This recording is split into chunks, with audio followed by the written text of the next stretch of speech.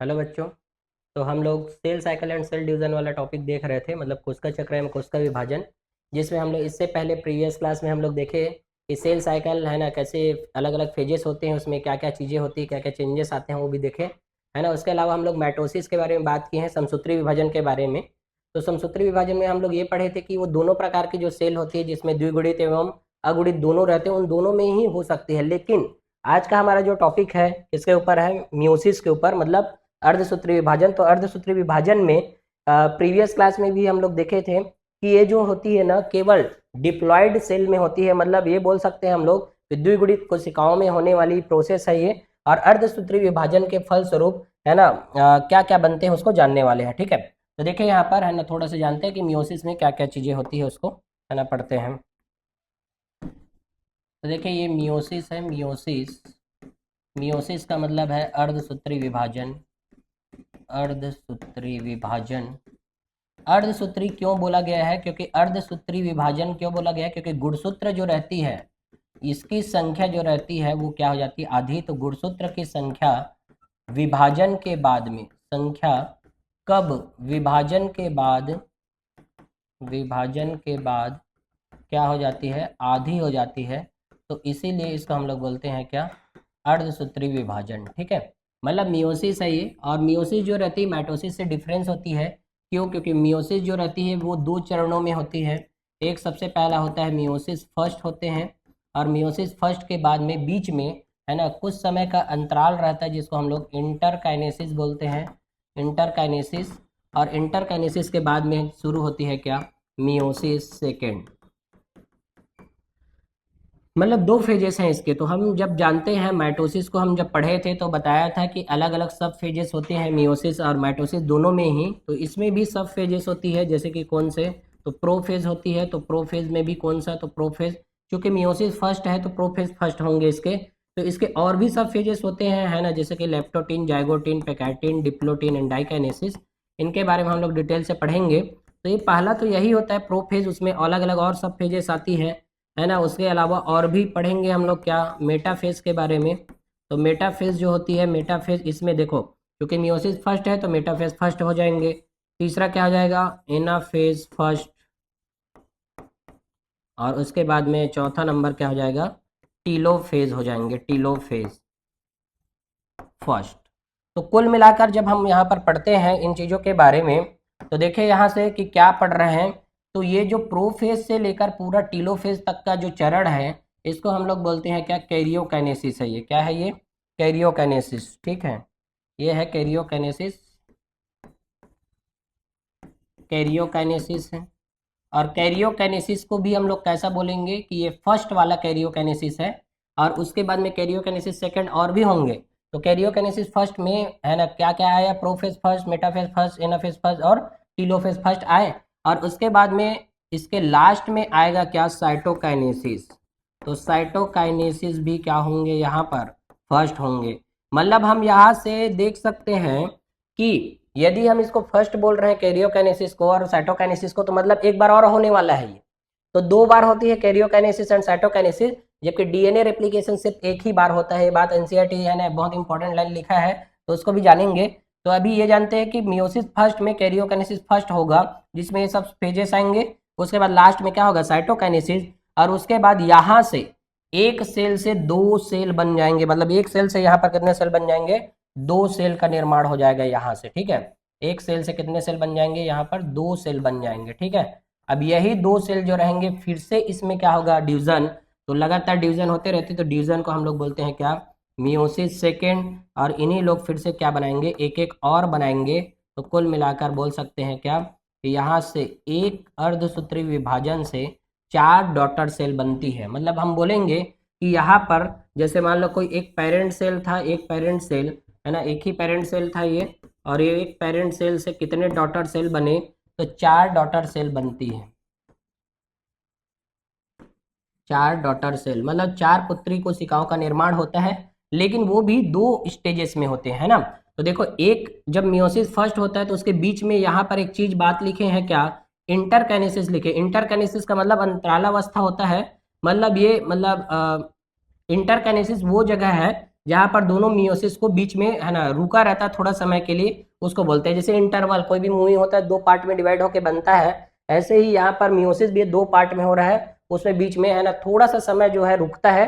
क्यों? क्योंकि उसके टाइम में सेल ग्रोथ होना रहता है इसको। क्यों सेल ग्रोथ होता है? तभी तो सेल डिवीजन होता है, क्योंकि ग्रोथ होता है तभी कैरियोप्लाज्मिक इंडेक्स जो है बदल जाती है और उसी की वजह से डिवीजन होता है। तो ये जो रहेगी यहाँ पर जो ये पेरेंट सेल है उसका पोलैरिटी की बात करें तो ये 2n कंडीशन में रहते हैं और मियोसिस होते ही ना वो n हो जाती है। ठीक है, फिर बाकी जब n ही n टाइप के बनाएंगे, मतलब n जब डिवीजन करेगा तो वापिस से फिर से n वाले क्रोमोसोम वाले लोग बनेंगे। मतलब कुल मिलाकर ये बोल रहा है कि पेरेंट जब 2n कंडीशन में है तो उसके डॉटर लोग क्या रहेंगे n, मतलब गुणसूत्रों की संख्या क्या हो जाएगी, सीधे सीधा हाफ हो जाती है। इसी को हम लोग बोलते हैं अर्धसूत्री विभाजन। ठीक है, अब देखें ये तो बता दिया मियोसिस फर्स्ट में ये सब स्टेजेस होते हैं, मतलब ओवरऑल रिव्यू है एक्चुअल में देखा जाए तो ये। उसके बाद में मियोसिस सेकंड आती है, तो मियोसिस सेकंड जो रहती है इसमें भी सेम कहानी है। कैसे?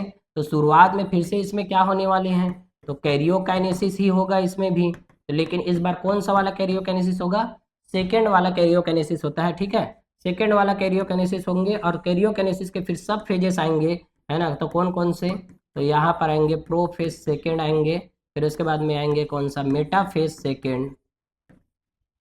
ठीक है, तो क्या हो गया इसको,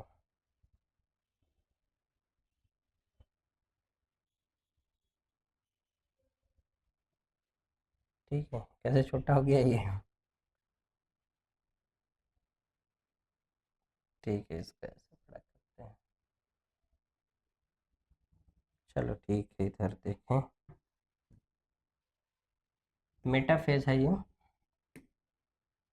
मेटाफेज सेकेंड आएगा यहाँ से, फिर उसके बाद में आएंगे कौन सा, टीलोफेज सेकेंड। ठीक है, टीलोफेज सेकेंड, फिर उसके बाद जैसे कैरियोकाइनेसिस सेकेंड हुआ था वैसे ही क्या हो जाएंगे यहाँ पर साइटोकाइनेसिस भी क्या हो जाएगा, साइटोकाइनेसिस सेकेंड हो जाएंगे। मतलब देखा जाए कि इन दो में, मियोसिस फर्स्ट और मियोसिस सेकेंड में 2 बार, एक बार कैरियोकाइनेसिस यहाँ पर हुआ, एक बार कैरियोकाइनेसिस यहाँ पर हुआ, एक बार साइटोकाइनेसिस यहाँ पर हो रहे हैं, एक बार साइटोकाइनेसिस यहाँ पर हो रहे हैं। मतलब 2 बार हो रही है ये दोनों, जबकि डीएनए रेप्लिकेशन केवल एक ही बार होती है।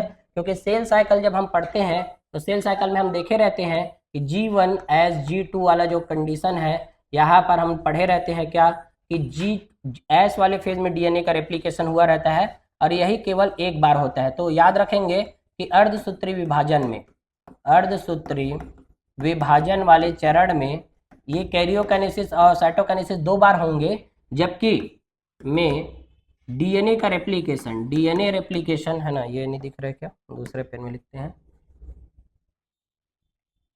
में डीएनए रेप्लिकेशन केवल एक ही बार होगा, रेप्लिकेशन केवल एक बार होगा। ये टैगलाइन याद रख लेना है, केवल एक ही बार होती है डीएनए का रेप्लिकेशन, एक बार। मतलब हम ऐसे भी समझ सकते हैं कि G1 G2 वाला जो चरण होती है वो एक बार होगी, बाकी यहाँ पर जो 1 आवर वाला समय था ना उसी में आधा आधा घंटे हम लोग डिवाइड कर देंगे, तो वही क्या हो जाएगा, मियोसिस फर्स्ट एंड सेकंड का टाइम हो जाएगा। ठीक है, एक चीज यहाँ पर गौर किए होंगे कि मियोसिस फर्स्ट और मियोसिस सेकंड में देखो जो प्रोफेज में ये और लिखा हूं ना, जो मैं लेप्टोटिन जाइगोटिन पेगाटिन डिप्लोटिन डाइकाइनेसिस, वो इसमें नहीं होता, किसमें, मियोसिस सेकंड में। अब मियोसिस सेकंड में ऐसा नहीं होता, इसीलिए हम लोग इसको क्या बोलते हैं, सेम एज मैटोसिस बोलते हैं। मतलब हम लोग ऐसे तुलना करेंगे तो सेम एज मैटोसिस या मैटोसिस के जैसा कौन होता है करके क्वेश्चन पूछ दिए, मियोसिस फर्स्ट होता है कि सेकंड होता है करके, तो मियोसिस सेकंड होती है क्या, मियोसिस सेकंड क्या होती है, मैटोसिस के जैसा ही होता है। मतलब मैटोसिस में हम कहीं पर ये नहीं पढ़े हैं कि यहाँ पर मतलब क्रॉसिंग ओवर वगैरह होगा, या जो मियोसिस में होने वाली घटनाओं को नहीं पढ़ते, वहां पर सीधा सीधा हम लोग है ना प्रोफेज मेटाफेज एनाफेज टीलोफेज पढ़ लिए थे, है ना, उसी के आगे हमें जानना है। ठीक है, तो अर्धसूत्री विभाजन देखते हैं क्या होती है। तो देखिए यहाँ से अर्धसूत्री विभाजन में कि यह द्विगुणित जनन कोशिकाओं में, यह द्विगुणित का मतलब 2n कंडीशन में, जनन कोशिका का मतलब जनरेटिव सेल्स में होती है, मतलब जो जनन, मतलब जो रहती है जो हेरिडिटरी सेल बोलते हैं जिसको, जनन कोशिका को, या इसको बोलते हैं जनरेटिव सेल। जनरेटिव सेल वो सेल है जो क्या बनाती है, युग्मक बनाती है।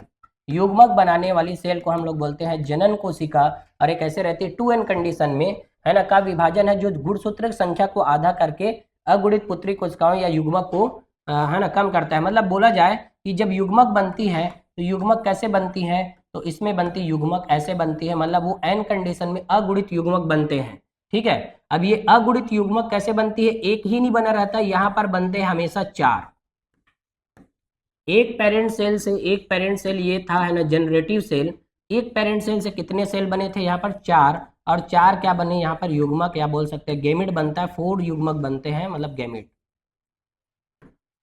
4 युग्मक का निर्माण होता है एक बार के मियोसिस से। ठीक है, लेकिन हम तुलना करेंगे एंजियोस्पर्म में भी जो होता है यहाँ पर युग्मक निर्माण के लिए, चाहे पॉलन ग्रेन का फॉर्मेशन हो, चाहे हम लोग मेगास्पोरेंजियम जब देखे थे, मेगास्पोर मदर सेल से भी जब बन रहा था ओयूल्स फॉर्मेशन, तो वो भी देखेंगे, और ना मेल से भी तुलना करेंगे, स्पर्म जो बनती है ओवम भी बनती है, तो उसको भी हम देखने वाले हैं। अभी सिर्फ ये याद रखना है कि जनरेटिव सेल के अंदर में मियोसिस होता है और ये द्विगुणित होती है, और इससे जो युग्मक निर्माण होता है ना वो अगुणित होते हैं, मतलब गुणसूत्रों की संख्या आधी हो जाती है। ठीक है, तो देखिए इसमें यह युग्मक उत्पत्ति के दौरान होता है। सीधी सी बात है, मैं प्रीवियस क्लास में भी बताया था कि हमेशा जब भी माइटोसिस होंगे तो वो सोमेटिक सेल्स में होती है, मतलब दैहिक कोशिकाओं में, तो अपने समान ही कोशिकाओं का निर्माण करती है, जबकि जनरेटिव सेल यानी कि बोल सकते हैं जो युग्मक बनाने वाली सेल है उसमें हमेशा कौन से विभाजन होता है, अर्धसूत्री विभाजन, और इसके द्वारा युग्मक का ही निर्माण होता है। अर्धसूत्री विभाजन कुछ है ना ज्यादा बड़ा मुद्दा नहीं है, हर एक जगह सेल डिवीजन जो है ना माइटोसिस से ही होती है। समसूत्री विभाजन सिर्फ जो गेमिट बनाने वाली सेल है ना उन लोग मियोसिस करते हैं, सीधी सी बात है। ठीक है, मतलब जो इसमें युग्मक निर्माण होता है, चाहे सिर्फ ह्यूमंस बस की बात नहीं करते, सभी ऑर्गेनिजम्स में जहां पर भी युग्मक प्रोड्यूसिंग सेल्स होंगे ना वहां पर क्या होंगे, मियोसिस से ही क्या होते हैं, युग्मक बनते हैं। लेकिन कुछ एक्सेप्शन रहते हैं, जैसे कि हनी बी में देखे ड्रोन जो उत्पन्न होती है, जो ड्रोन जो रहती है युग्मक है, तो ड्रोन में क्या होता है माइटोसिस द्वारा उत्पन्न होते हैं वहां पर, इसीलिए तो हैप्लॉइड डिप्लॉइड मैकेनिज्म चलती है वहां पर, है ना, थोड़ा सा अलग हो जाते हैं। बाकी सभी जगह में जब युग्मक निर्माण करना होगा तो मियोसिस से ही होती है। ठीक है, तो याद रखना। उसके बाद और याद रखना, यह लैंगिक प्रजनन जीवों के जीवन चक्र में अगुणित चरण की ओर जाता है। लैंगिक प्रजनन जीवों में मतलब देखो नॉर्मल टाइम में 2n कंडीशन में हमेशा रहते हैं, ठीक है, लेकिन जब युग्मक निर्माण के प्रक्रिया आएगा युग्मक, तो ये 2n जो रहेंगे क्या हो जाएंगे, n हो जाएंगे। और यही 2n जैसे मान लो ये मेल वाला है और ये फीमेल वाले हैं, तो इसमें भी जब युग्मक निर्माण होगा तो युग्मक में भी इन लोग क्या हो जाएंगे, n, और जब दोनों युग्मक मिलेंगे तो n वापिस से है ना क्या बन जाएगा, 2n बन जाएंगे। मतलब यहां से हम लोग किसको पढ़ते हैं, निषेचन को पढ़ते हैं। निषेचन के बाद में वापिस जो अगुणित हुआ रहता है द्विगुणित हो जाते हैं। कुल मिलाकर ये है कि युग्मक को पहले आधा आधा गुणसूत्र मिलता है ना, और उसके बाद में आधा आधा गुणसूत्र जब मिल जाते हैं निषेचन प्रक्रिया द्वारा तो वापिस से क्या बन जाता है, द्विगुणित, है ना, और यहाँ से जाइगोट फॉर्मेशन होती है। ठीक है, तो ऐसे बनती है ये। तो उसके बाद है ना वही बात लिखा है, देखना, लैंगिक प्रजनन जीवों के जीवन चक्र में अगुणित चरण होती है और उसके बाद निषेचन द्विगुणित अवस्था को पुनर्स्थापित कर देता है। मतलब वही बोल रहा है कि निषेचन के बाद फिर से वो द्विगुणित अवस्था प्राप्त हो जाती है, जो अगुणित हुई थी युग्मक बनने के दौरान, अगुणित हो गई थी, वो क्या हो जाती है वापिस से द्विगुणित। तो बोल सकते हैं हम लोग कि द्विगुणित अवस्था हमेशा रहती है, सिर्फ युग्मक निर्माण के टाइम में वो अगुणित हो जाती है। हमारे अंदर भी वही है ना, ह्यूमंस के अंदर में जब ओवम बनते हैं तो वो भी क्या रहती है, अगुणित, और स्पर्म जो बनते हैं वो भी क्या रहते हैं, अगुणित ही रहते हैं, क्योंकि युग्मक है। ठीक है, इसके आगे और देखें अर्धसूत्री विभाजन में। अर्धसूत्री विभाजन के मुख्य विशेषताएं क्या क्या है देखें। इसमें 2 चक्र होते हैं, मतलब मियोसिस फर्स्ट और मियोसिस सेकेंड शामिल है, लेकिन डीएनए प्रतिकृतिकरण केवल एक चरण में होता है। ये लाइन बहुत इंपॉर्टेंट है ना, डीएनए रेप्लिकेशन केवल एक ही बार होगा, याद रखना। भले ये 2 बार में संपन्न होती है, मतलब 2 बार रुक रुक के, मतलब 1 से 2 बनेंगे, फिर थोड़ा रुकेगा, फिर उसके बाद 2 से फिर 2 और बनेंगे, तो कुल मिलाकर 4 बन जाती है, एक बार में 4 सेल्स बनती है इसमें। तो डीएनए रेप्लिकेशन लेकिन कितने बार होता है, केवल एक ही बार होता है, इंपॉर्टेंट लाइन है ये। ठीक है, उसके बाद में आगे देखें, इसमें समरूप गुणसूत्रों की जोड़ी और उनके बीच पुनर्योजन शामिल है। इसमें समरूप गुणसूत्र मतलब समान गुणसूत्र जिसमें मेटासेंट्रिक, मतलब जो सेंट्रोमियर का पोजीशन है सेम जगह में रहेंगे, तो उसको हम लोग बोलते हैं समान गुणसूत्र। और उसको ना बहुत सारे बच्चों को कंफ्यूजन रहता है वहीं पर, है ना, तो थोड़ा सा और बताऊंगा इसमें कि समरूप गुणसूत्र किसको बोलते हैं। ठीक है, तो समरूप गुणसूत्र की जोड़ी और उनके बीच में पुनर्योजन शामिल है।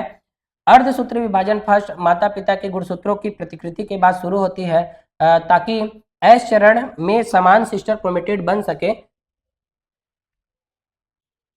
हाँ ठीक है, अर्धसूत्री विभाजन सेकंड के अंत में 4 अगुणित कोशिकाएं बनती है। देखो ये क्या बोल रहा है कि अर्धसूत्री विभाजन फर्स्ट माता पिता के गुणसूत्रों की प्रतिकृति, मतलब ये बोल सकते हैं कि जब कंडेंसेशन होता है, माता पिता का मतलब जो पेरेंट सेल है, जो पेरेंट सेल या जनरेटिव सेल, इसमें जब कंडेंसेशन होगा तभी गुणसूत्र बनेंगे। हर टाइम तो गुणसूत्र रहता नहीं है, जिस टाइम में संघनन होंगे और संघनन के बाद में ही क्या बनती है, गुणसूत्र। तो जब संघनन होगा तो संघनन में क्या होंगे, प्रतिकृति बनेगी, और प्रतिकृति जब बनती है उसके बाद में फिर शुरू होता है क्या, एस चरण। मतलब जब क्रोमोसोम का नंबर जो है ना 46 रहते हैं हर टाइम में, और जब 46 रहेंगे वो क्या बनाएंगे शुरुआत में, है ना 23 करने की कोशिश करेंगे, क्योंकि 23 जब रहेगा तभी उसमें क्या होगा, प्रतिकृति होंगी, और 23 वापस से क्या बन जाएगा, 46, और 46 बनेंगे। फिर उसके बाद में एस चरण में फिर से डीएनए का रेप्लिकेशन होना है। 46 क्रोमोसोम रहते रहते ही डीएनए का रेप्लिकेशन हो जाता है, ताकि वो एक एक सिस्टर क्रोमेटिड बना सके और एक एक सिस्टर क्रोमेटिड दोनों को मिल सके। तो वही काम करती है, तो उसको हम लोग देखेंगे भी, अभी तो हम लोग सिर्फ थ्योरी पढ़ रहे हैं। तो समान सिस्टर क्रोमेटिड बन सके, अर्धसूत्री विभाजन सेकंड के अंत में 4 अगुणित कोशिकाएं बनती है, वो जान गए हम लोग, ठीक है। इससे पहले भी देखे जिसमें है ना, उसमें भी बताए कि 4 अगुणित डॉटर सेल्स बनती है, ठीक है। तो यहाँ देखे अर्धसूत्री विभाजन के चरण, इसको ही है ना अभी देखे हम लोग। अर्धसूत्री विभाजन जो है 2 चरणों में संपन्न होती है, देखें prophase first, metaphase first, anaphase, telophase, है ना, सबका नाम भी याद रखना है, सीक्वेंस भी याद रखना है। कई बार सीक्वेंस वगैरह से भी है ना ऐसे क्वेश्चन तो देते नहीं है ना, लेकिन याद रखना है इसको, सीक्वेंस को। करेक्ट सीक्वेंस यही होता है, प्रोफेज के बाद ही मेटाफेज, मेटाफेज के बाद ही क्या, एनाफेज, फिर टीलोफेज, ऐसे आती है ना, इस क्रम को नहीं बदल सकते हम लोग, ठीक है। तो याद रखना है अर्धसूत्री विभाजन में ये 4 सब फेजेस हैं इसके। अर्धसूत्री विभाजन सेकंड के में भी ऐसा है, ठीक है। एनसीईआरटी डायग्राम दिया है, एनसीईआरटी के डायग्राम में हम लोग एनालाइज करके जानेंगे कि यहाँ पर क्या क्या चीजें हैं। तो देखो यहाँ पर 4 जो दिखाई दे रहा है, यहाँ पर सभी में क्या है, फर्स्ट फर्स्ट है, प्रोफेज, मेटाफेज, एनाफेज और टीलोफेज, सब में फर्स्ट है। मतलब मान के चलो कि ये वाला जो डायग्राम है किसका है, मान के चलो क्या ये है, मियोसिस फर्स्ट का डायग्राम है, किसका, मियोसिस फर्स्ट, ठीक है। लेकिन ये वाला जो है क्या, ये है मियोसिस सेकेंड का। तो देखो यहाँ से 4 डॉटर सेल बनते हुए दिखाई दे रहे हैं। एक बार जब मियोसिस होता है तो देखो ये पेरेंट सेल, ये जनरेटिव सेल है, तो यहाँ से देखो 2 सेल बनते हुए दिखाई दे रहे हैं, और इसको ना सेल का ना डायड स्थिति बोलते हैं, इसी को डायड स्टेज बोलते हैं। मतलब 2 को इसका द्विक हो जाती है, 1 से 2 बन गई, है ना। उसके बाद में यही दोनों सेल फिर से डिवीजन करेगी और 4 डॉटर सेल बना देती है। तो 2 चरणों में संपन्न होती है। तो देखें इसमें क्या क्या होती है जानते हैं, ठीक है। सबसे पहला देखें प्रोफेज फर्स्ट, है ना। प्रोफेज फर्स्ट में यह आमतौर पर लंबा और अधिक जटिल होता है। आमतौर पर लंबा मतलब, ये लंबा और जटिल बोलने का मतलब क्या है कि हम जब माइटोसिस जो होती है, माइटोसिस के प्रोफेज से तुलना करेंगे, प्रोफेज से तुलना, तब तो हम बोलेंगे इसको तुलना, ठीक है।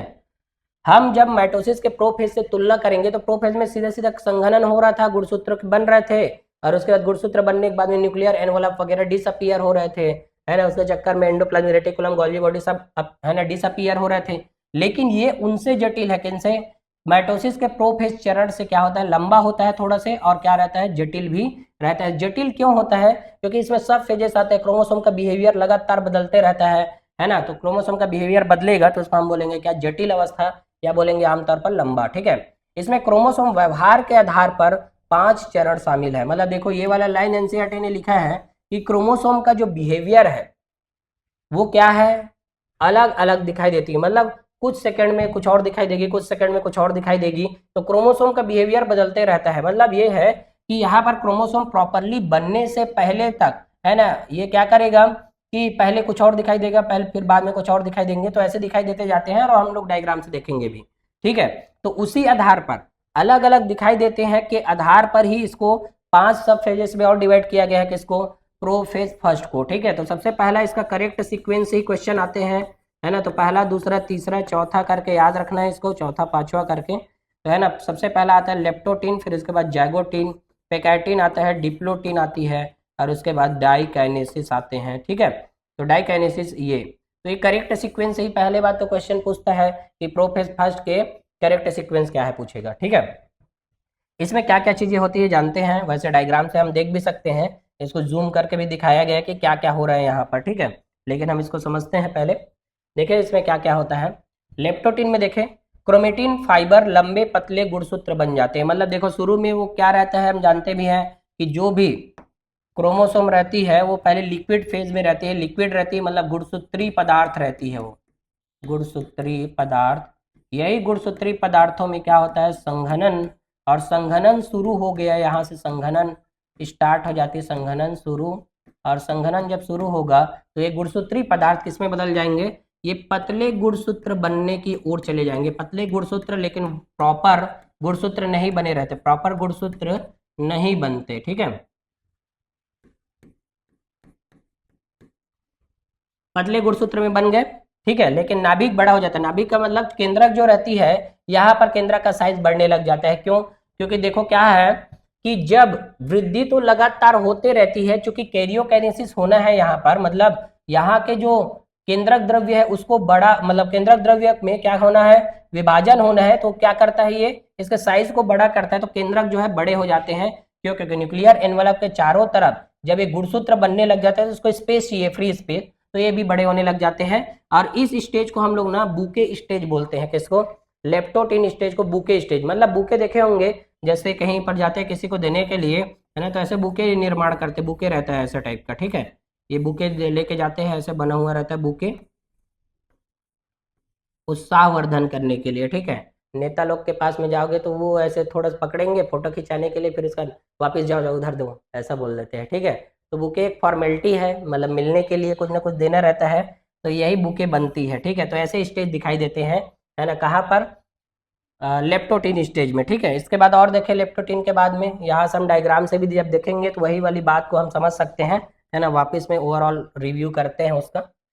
दूसरा है लेप्टोटिन के बाद में जाइगोटिन। गुणसूत्र अधिक संघनित हो जाते हैं, इसी तरह के गुणसूत्र एक जटिल संरचना के मदद से एक साथ जुड़ना शुरू करते हैं, जिसको सिनेप्सिस बोलते हैं, जिसे सिनेप्टोनीमल कॉम्प्लेक्स कहा जाता है। देखो क्या होता है कि जब सभी गुणसूत्र, देखो गुणसूत्र आपस में ऐसे गुथे हुए हैं, एक ही जैसे, मतलब अलग अलग दिखाई नहीं देता, एक ही में जैसे चिपके हुए दिखाई देते हैं, तो इसको बोलते हैं सिनेप्टोनीमल कॉम्प्लेक्स। इसमें कोई सेंट्रोमियर वगैरह गुणसूत्र बिंदु, है ना, काइनेटोकोर कुछ भी स्पष्ट होते हुए दिखाई नहीं दे रहा है, क्योंकि संघनन की प्रक्रिया लगातार, है ना, चली रही है, संघनन हो ही रहा है, संघनित नहीं हुआ है। संघनित कब होगा? जब टीलोफेज, जब प्रोफेज के डाइकाइनेसिस स्टेज आ जाएंगे ना, तब जाके संघनित होगा पूरा, क्योंकि प्रोफेज के लास्ट तक ही पूरा संघनन होता है। संघनन होने के पहले तक ये अलग अलग, है ना, चीजें दिखाता है, मतलब अलग अलग गुणसूत्र बिहेवियर जो है चेंज करते रहता है, तो यहाँ पर संघनित हो जाते हैं। इसी तरह से गुणसूत्र एक जटिल संरचना की मदद से एक साथ जुड़ना शुरू करते हैं, जिसको सिनेप्सिस बोलते हैं। इस कंडीशन को, सिनेप्सिस का मतलब पूरे गुणसूत्र एक साथ गुथे हुए रहेंगे, और इसी से क्या निर्माण होता है, सिनेप्टोनीमल कॉम्प्लेक्स निर्माण होता है। तो क्वेश्चन पूछते हैं कि सिनेप्टोनीमल कॉम्प्लेक्स का निर्माण प्रोफेज फर्स्ट के या कहां पर होती है, कौन से स्टेज में? तो याद रखना जाइगोटिन स्टेज में होती है क्या, सिनेप्टोनीमल कॉम्प्लेक्स का निर्माण। सिनेप्टोनीमल कॉम्प्लेक्स का निर्माण कहां पर होती है, या साइनेप्सिस कहां होती है पूछेंगे, तो जाइगोटिन में होती है, ठीक है। युग्मित गुणसूत्रों को समरूप गुणसूत्र कहा जाता है। समरूप गुणसूत्रों की प्रत्येक जोड़ी को, है ना, द्विसंयोजी बाइवेलेंट कहा जाता है। बाइवेलेंट टेट्राड बन जाती है यहीं पर, bivalent tetrad condition. Bivalent tetrad का मतलब होता है कि एक जो गुणसूत्र होंगे इसमें ऐसे, ये ऐसे दिखाई देने लग जाएंगे, और एक गुणसूत्र ऐसे दिखाई देने लग जाते हैं, ठीक है। क्योंकि कोशिका विभाजन करके आए हुए रहते, मतलब इस लोग डीएनए रेप्लिकेशन करके आए हुए रहते हैं, इसलिए इन दोनों के सिस्टर क्रोमेटिड्स बनते हैं ऐसे, है ना, ये भी सिस्टर क्रोमेटिड ऐसे बन जाते हैं, ठीक है। हालांकि ये गुणसूत्र जो है इसमें पूरा ये क्या है, सेंट्रोमियर होती है। ये गुणसूत्र एक जो रहती है ये सिस्टर क्रोमेटिड बनाए हुए रहती है, ये गुणसूत्र भी सिस्टर क्रोमेटिड बनाए हुए हैं, लेकिन ये दोनों को हम देखेंगे तो इससे बाइवेलेंट, मतलब ये दोनों दो भुजा दिखाई देती है, इसमें भी दो भुजा दिखाई दे रही है, और इनको ही हम लोग बोलते हैं टेट्राड, क्योंकि दोनों गुणसूत्र, एक गुणसूत्र ये है 1n, और एक गुणसूत्र ये है, तो दोनों गुणसूत्र अलग अलग हैं, और दोनों में क्या बनते हैं, दोनों में सिस्टर क्रोमेटिड बने हुए दो भुजा, इसमें भी दो भुजा है, लेकिन इन लोग प्रतिकृति से बनते हैं, तो ये इसके सिस्टर क्रोमेटिड हो जाते हैं, ठीक है। अब इस बात को हम लोग पूरा अभी थोड़ा सा पढ़ते हैं, उसके बाद समझेंगे कि यहाँ पर क्या क्या चीजें कैसे हुई है ये, ठीक है। उसके बाद देखते हैं पैकेटिन स्टेज। तुलनात्मक रूप से लंबा चरण है ये। तुलनात्मक रूप से लंबा चरण का मतलब जो लेप्टोटिन और जाइगोटिन के कंपेरिजन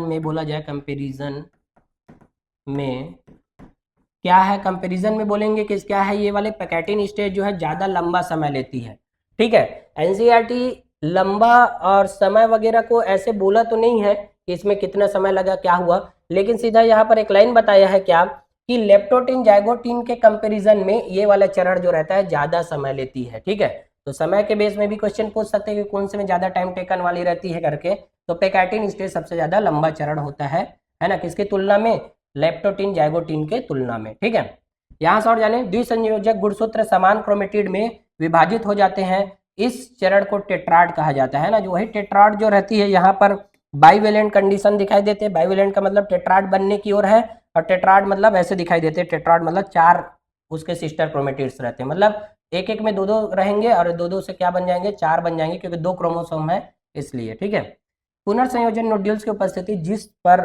क्रॉसिंग ओवर होती है, यह समरूप गुणसूत्र पर आनुवंशिक सामग्री के पुनर्योजन की ओर जाता है, पेकाइटिन के अंत तक पुनर्योजन पूरा हो जाता है। मतलब देखो इसमें क्या हुआ, सबसे इंपॉर्टेंट चीज है कि यहाँ पर रिकॉम्बिनेशन होना है। अब रिकॉम्बिनेशन होने के लिए ये सब चीज हम जो पढ़ रहे हैं उसको हमें समझ भी तो आना चाहिए। रिकॉम्बिनेशन नोड्यूल की उपस्थिति जिस पर क्रॉसिंग ओवर वगैरह हो रहे हैं, ये सब चीज क्या है, तो इसको जानने से पहले हमें जानना पड़ेगा कि क्रोमोसोम एक्चुअल में दिखती कैसे है और कैसे यहाँ पर क्रॉसिंग ओवर वगैरह होते हैं, तो उसको जानते हैं हम लोग। ठीक है, तो यहाँ से हम लोग पढ़े पेकाइटिन स्टेज के बाद पहले, तो यहाँ से हम देखते हैं कि ये क्या है, गुणसूत्र है ना, एक क्रोमोसोम है, ये एक क्रोमोसोम। और मैं प्रीवियस क्लास में बताया था कि एक क्रोमोसोम हम कब बोलते हैं, जब ये क्रोमोसोम में गुणसूत्र बिंदु 1 होती है। तो गुणसूत्र बिंदु क्या है, गुणसूत्र बिंदु क्या है, 1 है। गुणसूत्र बिंदु यहाँ पर कितने हैं, 1 है। इसमें 2 आर्म है, मतलब 2 भुजाएं हैं। एक और बनाते हैं सेम ऐसे ही, है ना, एक और है, ये वाला भी क्या है, ये अलग ही गुणसूत्र है, मतलब ये एक क्रोमोसोम है, ये वाले भी क्या है, एक ही क्रोमोसोम है, एक क्रोमोसोम मतलब एक गुणसूत्र है, ये एक गुणसूत्र ये है, एक गुणसूत्र ये है। ठीक है, और दोनों के बीच में यहाँ पर क्या है, गुणसूत्र बिंदु है, गुणसूत्र बिंदु, ये गुणसूत्र बिंदु है। ठीक है, जान गए। अब देखिए इसमें कि जब ये एक क्रोमोसोम दूसरे क्रोमोसोम के साथ में, जब दोनों एक ही साथ में लगभग हैं, है ना, एक साथ में है यहाँ पर, तो इसको एक साथ जब रहती है ये, तो इसको हम बोलते हैं क्या, दोनों को सम्मिलित रूप से बोलेंगे होमोलोगस क्रोमोसोम, बोलेंगे होमोलोगस क्रोमोसोम, मतलब इसको बोलते हैं हिंदी में समजात गुणसूत्र है, ये समजात गुणसूत्र। गुणसूत्र की संख्या 2 है यहाँ पर, लेकिन दोनों एक ही जगह में पेयरिंग किए हैं। मतलब एक ही जगह में पेयरिंग का मतलब ये है कि गुणसूत्र जो है ये मेटासेंट्रिक वाला है, तो ये भी मेटासेंट्रिक वाला है, इसीलिए इसको होमोलोगस बोलते हैं। ठीक है, इधर ध्यान दे रही, ठीक है, इधर फिर बाद में समझ नहीं आएगा, समझ आ रहा है तुझे।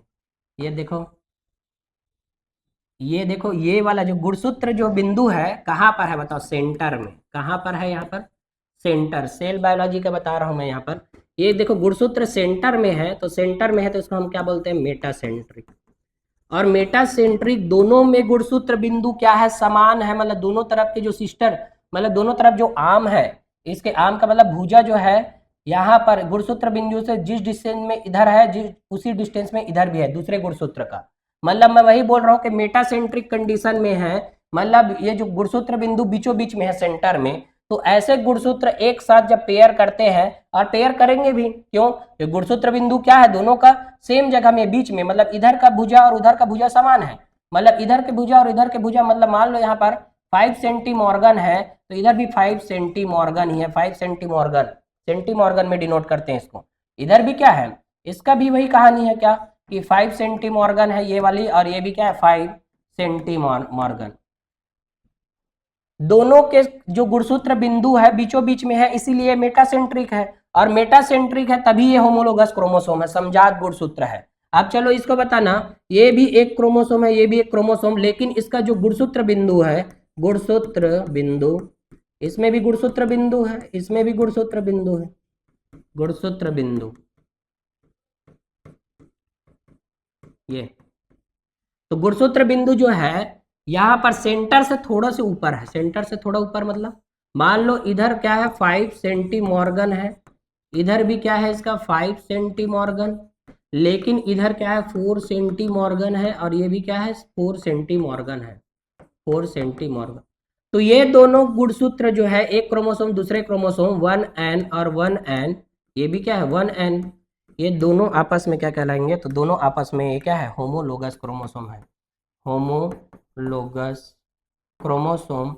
मतलब हम बोलेंगे इसको ये क्या है समजात गुणसूत्र है, ये क्या है समजात गुणसूत्र होती है यही, ठीक है। अब ये समजात गुणसूत्र है, ये भी समजात गुणसूत्र है, और जब देखना ये क्या बनाती है तो देखते हैं इसमें ये जो रहेगी जब डीएनए रेप्लिकेशन होंगे है ना, तो इसको देखना ऐसे बनाते हैं कि आफ्टर एज फेज, यही जो गुणसूत्र रहती है आफ्टर एज फेज, मतलब ये यहाँ पर क्या होंगे डीएनए का रेप्लिकेशन होगा और गुणसूत्र की संख्या क्या होगी समान ही रहेगी।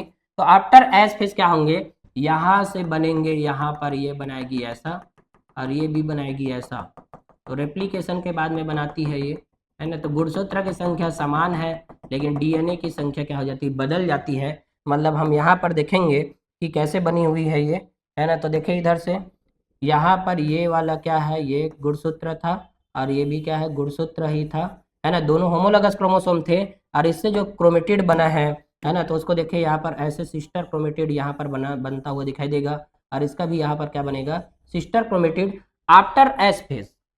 मतलब कोशिका विभाजन में एस फेज के बाद में ऐसा रेप्लिकेशन प्रतिकृति बनते हुए दिखाई देंगे। तभी तो देखो यहाँ पर गुणसूत्र के जो बिंदु है उसकी संख्या कितनी है, एक ही है। क्रोमोसोम एक है तो गुणसूत्र बिंदु भी एक होगा, बशर्ते ये है कि वो क्या करता है रेप्लिकेशन करके डीएनए के, है ना, उसको बढ़ा देता है। आफ्टर एस फेज यहाँ पर क्या हुआ डीएनए रेप्लिकेशन हुए, डीएनए प्रतिकृतिकरण रेप्लिकेशन, और डीएनए रेप्लिकेशन हुआ तभी क्या बने हैं यहाँ पर, तो यहाँ से बनती है डीएनए रेप्लिकेशन के बाद में एक गुणसूत्र जो है क्या समान ही है, बशर्ते क्या है गुणसूत्रों की संख्या जो 2n थी मान लो, है ना। 2n का मतलब एक ही जगह में देखो एक ही में था ये, तो 2n कंडीशन में थी गुणसूत्र, तो आफ्टर एस फेज ये 2n के 2n ही रहा। लेकिन जब गुणसूत्र की संख्या बदल रही है तो ये क्या हो जाएंगी दुगनी, मतलब 4 सी हो जाती है, गुणसूत्र की संख्या समान जबकि डीएनए की मात्रा क्या हो गई दुगनी हो गई, डीएनए की मात्रा। तो डीएनए की मात्रा दुगनी हो गई, तो देखो यहाँ पर दुगनी हो गई लेकिन यहाँ पर क्रोमोसोम की संख्या कितनी है, एक क्रोमोसोम इधर है एक क्रोमोसोम इधर है, जबकि इसके ये जो बने हैं वो क्या है क्रोमेटिड्स हैं। तो बताओ इस गुणसूत्र में जो ये क्रोमेटिड था, है ना, इसको बोलेंगे क्या सिस्टर क्रोमेटिड, और इसको भी हम लोग क्या बोलेंगे सिस्टर क्रोमेटिड। ये दोनों सिस्टर कब बोलेंगे, बहन कब बोलते हैं, जब ये अपना प्रतिलिपि करता है, मतलब जिस टाइप का जीनोटाइप यहाँ पर होगा, मतलब जीन सीक्वेंस यहाँ पर होगा उसी टाइप का जीन सीक्वेंस यहाँ पर भी होगा, है ना। क्योंकि डीएनए में तो जस्ट रिवर्स रहता है, बस एडेनिन होगा तो उधर थाइमिन होगा, थाइमिन इधर साइटोसिन होंगे तो इधर ग्वानिन होंगे। कुल मिलाकर रेप्लिकेशन हुआ तो ये दोनों आपस में क्या बने सिस्टर क्रोमेटिड बने, और ये दोनों भी आपस में क्या है सिस्टर क्रोमेटिड ही है। एक क्रोमोसोम में ये क्या है सिस्टर क्रोमेटिड है, ये भी क्रोमेटिड, तो क्रोमेटिड है, ये भी सिस्टर क्रोमेटिड है, ये दोनों भी आपस में क्या है सिस्टर क्रोमेटिड है क्योंकि एक ही क्रोमोसोम के प्रतिलिपि होते हैं इसीलिए, और ये दोनों भी क्या है सिस्टर क्रोमेटिड। और इसको मैं क्यों बता रहा हूँ, क्योंकि जब हम होमोलोगस क्रोमोसोम के नॉन सिस्टर क्रोमेटिड के मध्य जीन वीन में पढ़ेंगे क्रॉसिंग ओवर तो तब समझ आएगा ये, है ना। अभी सिस्टर क्रोमेटिड जान रहे हैं हम लोग, अब उसके बाद में हम लोग और देखते हैं कि देखो ये सिस्टर क्रोमेटिड हो गया, लेकिन ये दोनों मान लो ये दोनों या तो हम कोई भी दोनों में कंपेरिजन कर सकते हैं, ये दोनों ये होमोलोगस कंडीशन में है, ये दोनों क्रोमोसोम कौन से कंडीशन में होमोलोगस, और यही होमोलोगस कंडीशन में रहते रहते ये एक एक प्रतिलिपि बनाए या प्रतिलिपि नहीं भी बनाएंगे तो भी ये दोनों आपस में क्या हो जाएंगे नॉन सिस्टर क्रोमेटिड हो जाएंगे, लेकिन प्रतिलिपि बनती है क्योंकि डीएनए रेप्लिकेशन होता ही होता है। तो ये दोनों क्या है नॉन सिस्टर क्रोमेटिड, और ये दोनों भी क्या है नॉन सिस्टर क्रोमेटिड ही है, नॉन सिस्टर क्रोमेटिड। तो यहां से हमें बहुत सारी बात क्लियर हुआ कि हम समजात गुणसूत्र किसको बोलेंगे, जिसमें सेंट्रोमियर या बोल सकते गुणसूत्र बिंदु जो है ना एक समान रहेंगे उसको हम लोग बोलेंगे होमोलोगस क्रोमोसोम, जबकि जो एक समान नहीं रहेंगे उसको हम लोग नॉन होमोलोगस बोलेंगे। मतलब इस गुणसूत्र को इस गुणसूत्र से तुलना करेंगे ना नॉन होमोलोगस है वो, क्यों, क्योंकि दूसरे जगह में बन रही है। हालांकि इसका गुणसूत्र बिंदु जो है इन दोनों का समान है लेकिन इसके जैसा है क्या, इसके जैसा नहीं है, इसीलिए तो वो नॉन होमोलोगस क्रोमोसोम है। लेकिन ये अपने आप के लिए होमोलोगस है, लेकिन इससे कंपैरिजन करेंगे तो नॉन होमोलोगस क्रोमोसोम होती है। ठीक है, नॉन होमोलोगस क्रोमोसोम है ये। क्रोमोसोम की संख्या ऐसे ऐसे 46 गुणसूत्र रहते हैं पूरे, ऐसे कोई पेयरिंग करता है, कोई नहीं किया रहता है ना, कुछ जो रहते हैं सिंपल भी बनाते हैं। समझ आया कि नहीं आया? तो इसको याद रखना है सिस्टर नॉन सिस्टर क्रोमोसोम को। तो समजात गुणसूत्र जो रहती है क्या होती है, यहाँ पर गुणसूत्रों की संख्या हमारे पास में टोटल ओवरऑल है कितने, तो 2n46 क्रोमोसोम है। और 2n कब लिखते हैं, जब ये जोड़ी बनाया हुआ रहता है तब। यदि वो जोड़ी बनाया हुआ नहीं रहता तब वो क्या रहता है, 23 क्रोमोसोम होते हैं। तो 23 क्रोमोसोम होती है, मतलब हम बोल सकते हैं कि हमारे अंदर अगुणित कंडीशन में यही होती है क्या, कि 23, जबकि द्विगुणित कंडीशन में क्या रहती है, ऐसे क्रोमोसोम रहते हैं। ठीक है, तो मेरे ख्याल से क्लियर हुआ होगा, है ना, क्या बोला मैंने। अब इस बात को जो हम लिखे हैं यहाँ पर, होमोलोगस क्रोमोसोम के नॉन सिस्टर क्रोमेटिड को जो लिखे हैं ना, इनके बीच ही क्रॉसिंग ओवर होना है। तो क्रॉसिंग ओवर जो हम पढ़े यहाँ पर क्रॉसिंग ओवर को बोला मैंने, यहाँ पर कहाँ पर, यहाँ। तो क्रॉसिंग ओवर होती किसके बीच में है, तो क्रॉसिंग ओवर होती है होमोलोगस क्रोमोसोम के नॉन सिस्टर क्रोमेटिड के बीच में। और तभी तो वेरिएशन आएंगे, यदि यहीं पर इसी का गुणसूत्र एक्सचेंज हो जाते हैं तो कहाँ से वेरिएशन आता, इधर वाला इधर आ जाता है या इधर वाला इधर चला जाता। मतलब ये घर में 2 रूम है, इस घर के ये वाले मेंबर इधर आ जाते, इधर वाले उधर चले जाते, तो कहाँ से कोई विभिन्नता आती, मतलब वेरिएशन आते ही नहीं। इसीलिए इस वाले क्रोमोसोम को इस वाले क्रोमोसोम के साथ में जीन को एक्सचेंज करना पड़ेगा, तभी तो क्या बनेंगे इन लोग, या इसको इसके साथ में एक्सचेंज करना पड़ेगा तभी तो वेरिएशन आएंगे। लेकिन ज्यादातर ये होमोलोगस क्रोमोसोम के नॉन सिस्टर क्रोमेटिड के बीच होती है ये वेरिएशन। तो उसको भी जानते हैं हम लोग कि क्रॉसिंग ओवर एक्चुअल में हुआ कैसे, तो उसको हम लोग समझते हैं। यहाँ पर एक क्रोमोसोम है ना, ये भी क्या है, क्रोमोसोम। ठीक है, और ये दोनों क्रोमोसोम आपस में कैसे हैं, तो आपस में होमोलोगस कंडीशन में है। इन लोग कौन से कंडीशन में, होमोलोगस कंडीशन में है। और होमोलोगस कंडीशन में है तो इन लोग क्या बनाए हैं, अपना अपना सिस्टर क्रोमेटिड बनाए हैं यहाँ पर ऐसे, और यहाँ ना थोड़ा डिस्टेंस में लेते हैं इसको।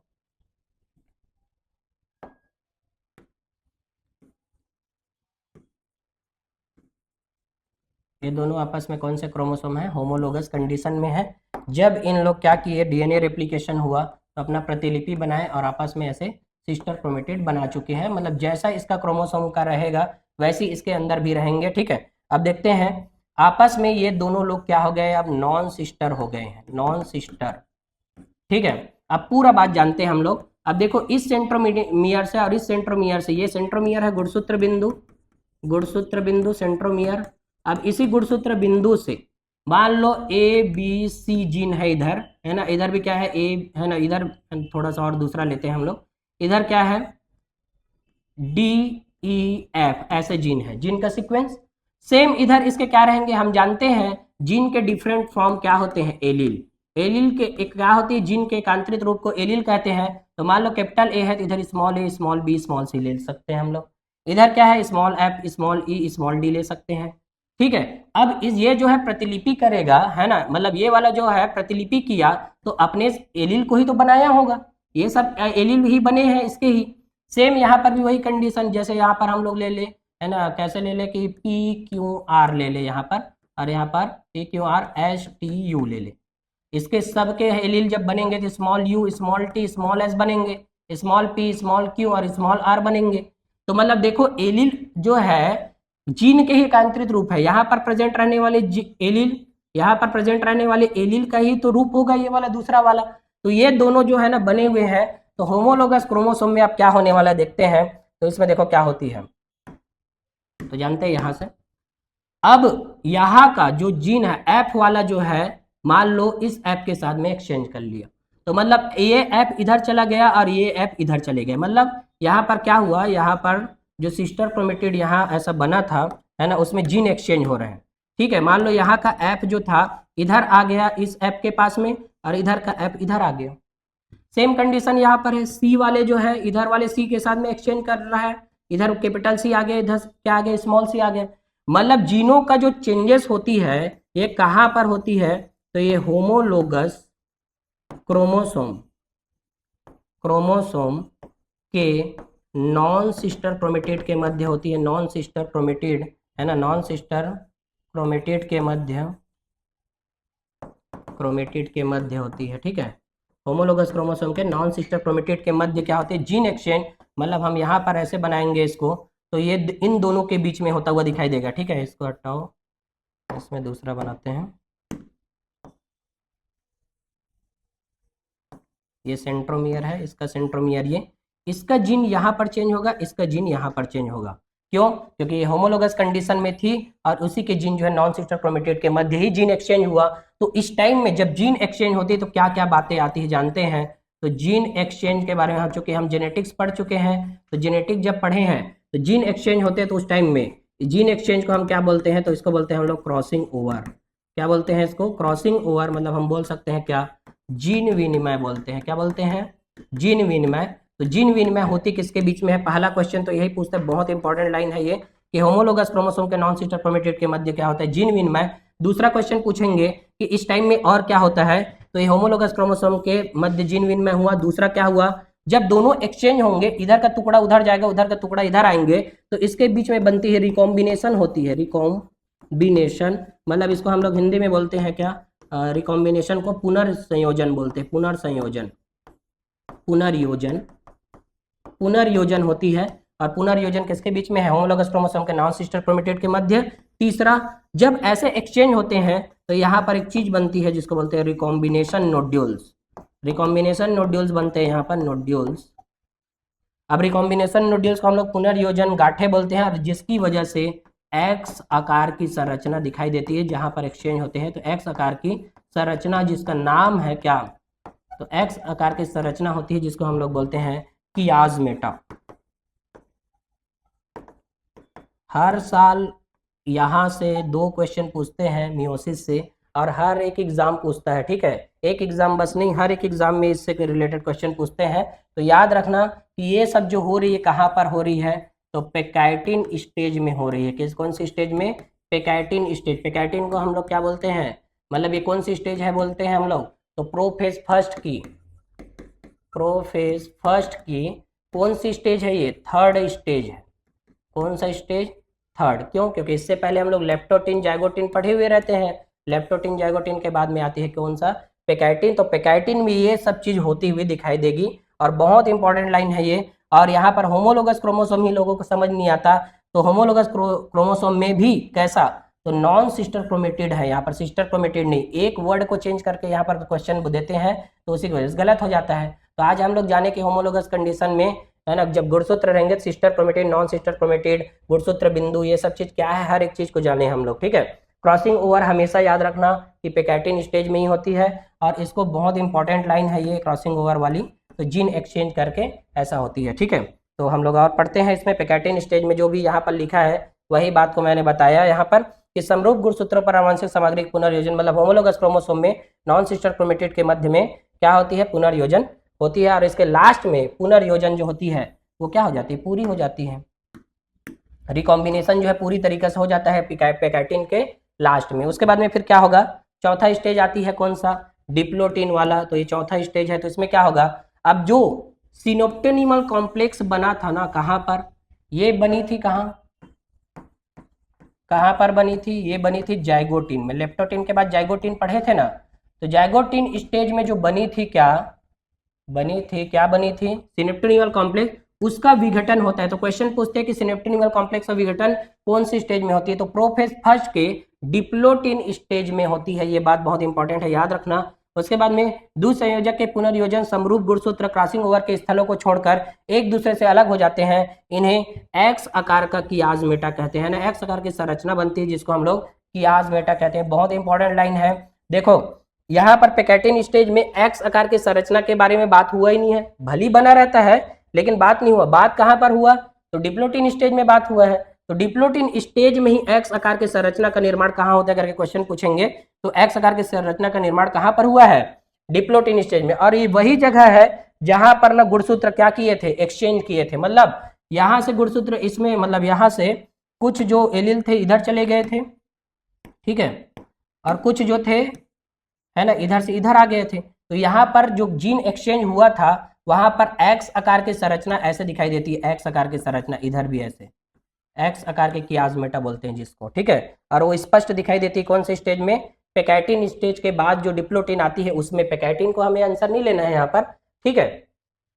बेसिकली क्या होता है पता है? जब हम लोग संरचना बनती है एक्स आकार के कियाज्मेटा, जहां पर जीन एक्सचेंज होता है वहां पर स्पष्ट रूप से दिखाई नहीं देते, क्यों? क्योंकि वो चुप तुरंत ही कुछ समय के लिए हुआ रहता है, कुछ समय के लिए होने के बाद में तुरंत ही गायब हो जाती है वो संरचना। तो जब गायब होगी, यहाँ से एक्सचेंज होने के बाद में जब गायब होगी, लेकिन क्लियरली जहां पर दिखाई देगी ना, उसको ही मानेंगे हम लोग। इसीलिए एक्स आकार की जो कियाज्मेटा है वो कहां पर दिखाई देती है, क्वेश्चन पूछेंगे तो डिप्लोटिन स्टेज में दिखाई देती है। ये बात जानना है हमें, ठीक है। यहाँ से तो ये है एक्स आकार की कियाज्मेटा कहा जाता है, हो गया। उसके बाद में देखें, कुछ कशेरुकियों के oocytes में डिप्लोटिन महीनों या वर्षों तक रहता है। मतलब क्या है, अब ना कुछ जगह में यही रुका हुआ रहता है। रुका का मतलब आप सुने होंगे कि जब है ना ऊजेनेसिस होता है, ऊजेनेसिस मतलब अंड जनन, मतलब oocytes बनते हैं सेकेंडरी oocyte फीमेल्स में। तो जब बचपन से है ना जानते होंगे, जब प्राइमरी फॉलिकल्स वगैरह जब बनते हैं तो बहुत सारे फॉलिकुलर सेल्स बनते हैं, ठीक है। तो उसमें है ना 1 लाख से भी ज्यादा फॉलिकुलर सेल रहते हैं, है ना। उसका संख्या वगैरह के बारे में भी हम लोग बात किए थे। लेकिन वही जन्म के बाद में नए फॉलिकल्स बनते नहीं है, तो वो अरेस्टेड रहता है, तो डिप्लोटिन स्टेज में अरेस्टेड रहता है। वहां पर भी मैं बताया था क्या, कि जब मियोसिस फर्स्ट होती है तो oogenesis के टाइम में रुक रुक के चलती है। तो जब जन्म होता है उस टाइम में रुकी हुई रहती है, डिप्लोटिन स्टेज में रहती है। वो कौन से स्टेज में, डिप्लोटिन स्टेज में रुकी हुई रहती है। जैसे प्यूबर्टी आता है ना, प्यूबर्टी का मतलब जब यौनारंभ शुरू होते हैं, उस टाइम में डिप्लोटिन स्टेज जो है ना कंप्लीट होके आगे बढ़ती है, फिर से जाके मेटाफेज सेकंड में अरेस्टेड रहती है। तो ये वाला लाइन याद रखना कि मियोसिस का कौन सा स्टेज जो रहती है, क्या रहती है ना, रुकी हुई रहती है। ये वाला बात जानना है। तो कौन सी स्टेज रुकी हुई रहती है, डिप्लोटिन स्टेज में। प्रोफेज फर्स्ट के डिप्लोटिन अवस्था क्या होती है, रुकी हुई रहती है, ठीक है। ये पूरा बात क्लियर हुआ कि नहीं हुआ, ये सब जो बातें बताया मैं, है ना। क्रोमोसोम में जो sister chromatin non sister chromatin की कहानी खत्म कर दी है मैंने यहाँ पर, कि बहुत सारे लोगों को इसी में दिक्कत है। क्योंकि देखो क्रोमोसोम जो रहते हैं ना ऐसे, और ना होमोलोगस भी किसको बोलते हैं, कई लोग को होमोलोगस नॉन होमोलोगस ही पता नहीं रहता। तो होमोलोगस को वही बोलेंगे जिसमें सेंट्रोमियर, जिसका सेंट्रोमियर जो है ना सेम सेम जगह में रहेंगे, उसी को हम लोग होमोलोगस बोलेंगे। अब देखो इसका सेंट्रोमियर क्या, ये दोनों आपस में होमोलोगस है, लेकिन इसका सेंट्रोमियर कहाँ पर है, ये गुणसूत्र बिंदु थोड़ा सेंटर से हट के है, मेटासेंट्रिक वाले, है कि नहीं। तो ये आपस में क्या है, होमोलोगस है, जबकि ये आपस में होमोलोगस है। लेकिन इन दोनों को बोलेंगे तो नॉन होमोलोगस हो जाएंगे, ठीक है। तो ये भी बात याद रखना कि हमेशा होमोलोगस क्रोमोसोम के नॉन सिस्टर क्रोमेटिड के मध्य में क्या होती है ना, क्रॉसिंग ओवर होते हैं। मतलब बोलने का मतलब ये है कि ये दोनों के बीच में क्रॉसिंग ओवर नहीं होगा। मान लो वो डीएनए रेप्लिकेशन नहीं भी किया है ना, तो इन दोनों के मध्य होंगे, होमोलोगस क्रोमोसोम है तो ये इस दोनों के क्या है, नॉन सिस्टर है, जबकि ये दोनों क्या है, आपस में सिस्टर है। हालांकि सिस्टर भी नहीं है इन लोग तो एक ही क्रोमेटिड है। प्रीवियस क्लास में मैं बताया था ये एक ही क्रोमेटिड है, ये भी एक ही क्रोमेटिड है। लेकिन जब ये क्या करता है, रेप्लिकेशन किया रहता है, तब जाके उसके सिस्टर क्रोमेटिड बन जाते हैं।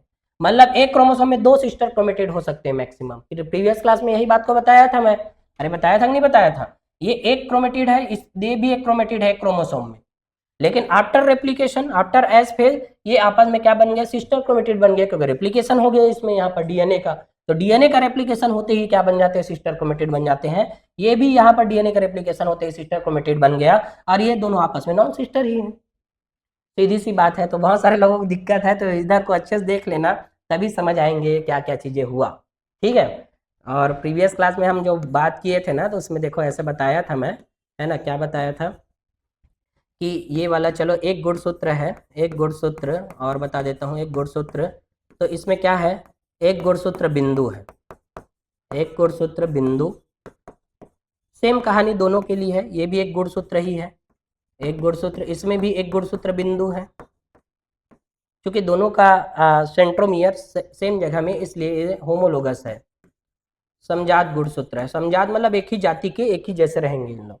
एक गुणसूत्र ये है, एक गुणसूत्र ये है, एक गुणसूत्र बिंदु इसके पास भी है, एक गुणसूत्र बिंदु इसके पास भी है, ठीक है। इसके अलावा इसके पास में एक ही क्रोमेटिड है, एक क्रोमोसोम में, मतलब एक गुणसूत्र में, एक गुणसूत्र के पास में कितने क्रोमेटिड हैं, एक गुणसूत्र के पास में एक ही क्रोमेटिड है, क्रोमेटिड।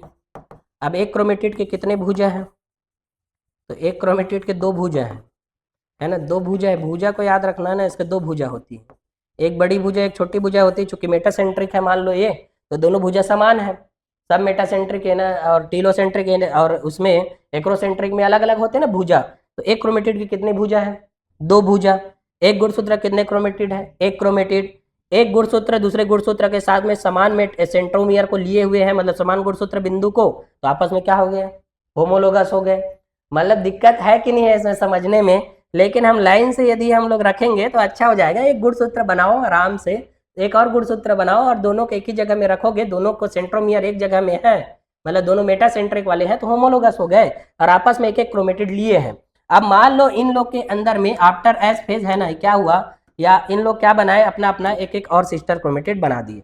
अब देखो अभी ये क्या है, ये वाला जो है इसके साथ में आम है, एक ही क्रोमेटिड है।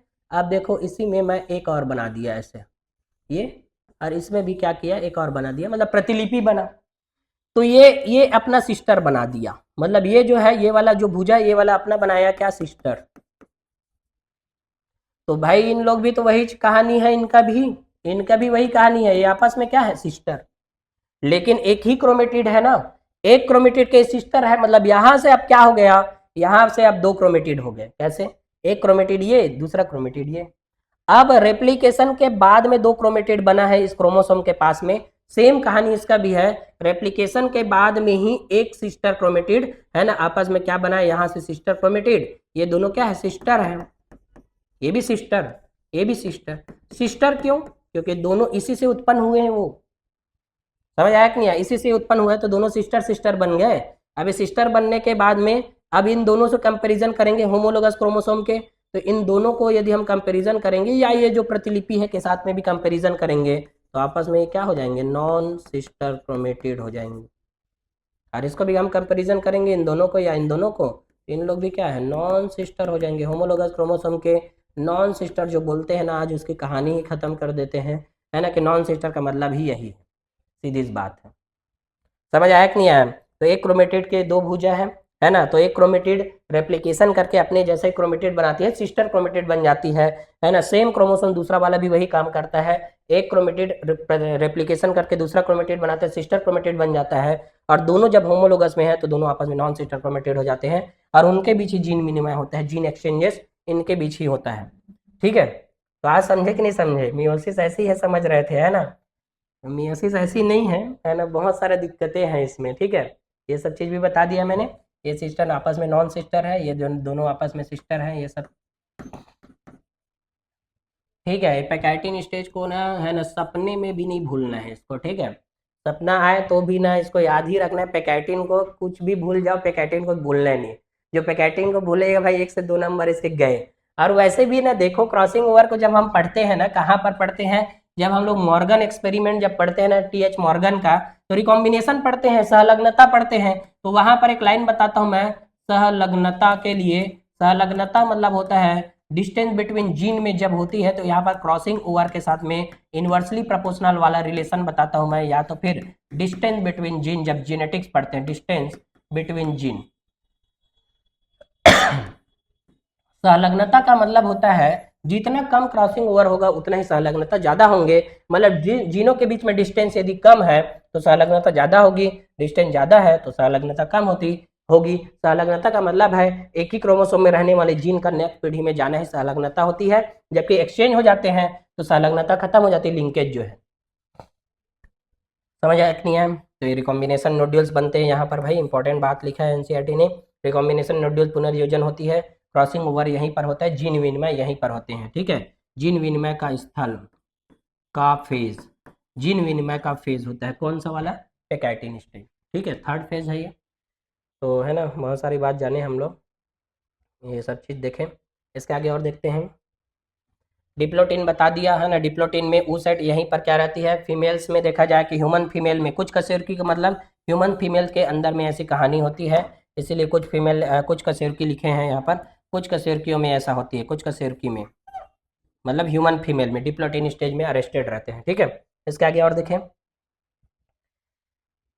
अब देखिए यहाँ पर अगला है डाइकाइनेसिस। डाइकाइनेसिस मतलब कियाज मेटा का टर्मिनलाइजेशन होता है, मतलब इंपॉर्टेंट लाइन लिखा है एनसीईआरटी ने, क्या कि जो एक्स आकार का कियाज मेटा बना था कहाँ पर, जो बना था पैकेटिन स्टेज में, लेकिन पूरी तरीके से दिखाई देता है कहाँ पर, ये डिप्लोटिन स्टेज में। तो डिप्लोटिन स्टेज में जो दिखाई देता है उसी का क्या हो जाता है, उपांति भवन हो जाता है, टर्मिनलाइजेशन बोलते हैं, उपांति भवन।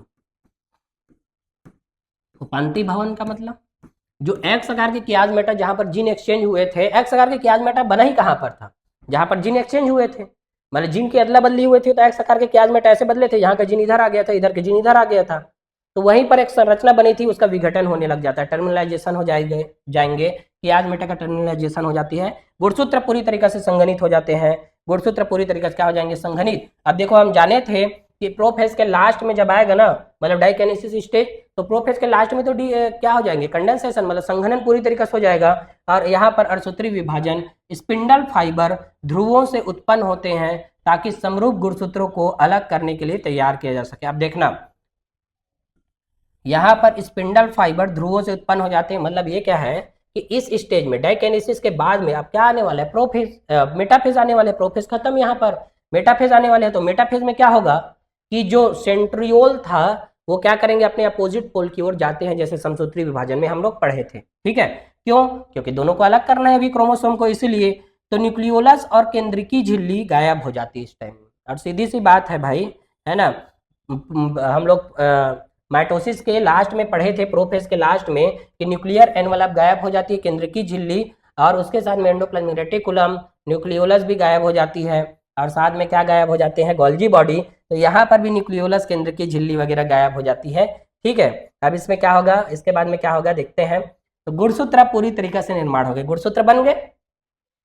तो गुणसूत्र में भी कैसे बनते हैं, ये जो गुणसूत्र निर्माण होता है ना, तो इसको सेल बायोलॉजी में हम जब पढ़े रहते हैं, तो गुणसूत्र जो है ना 4 प्रकार के बने हुए रहते हैं, यहाँ से 4 प्रकार के गुणसूत्र बने हैं।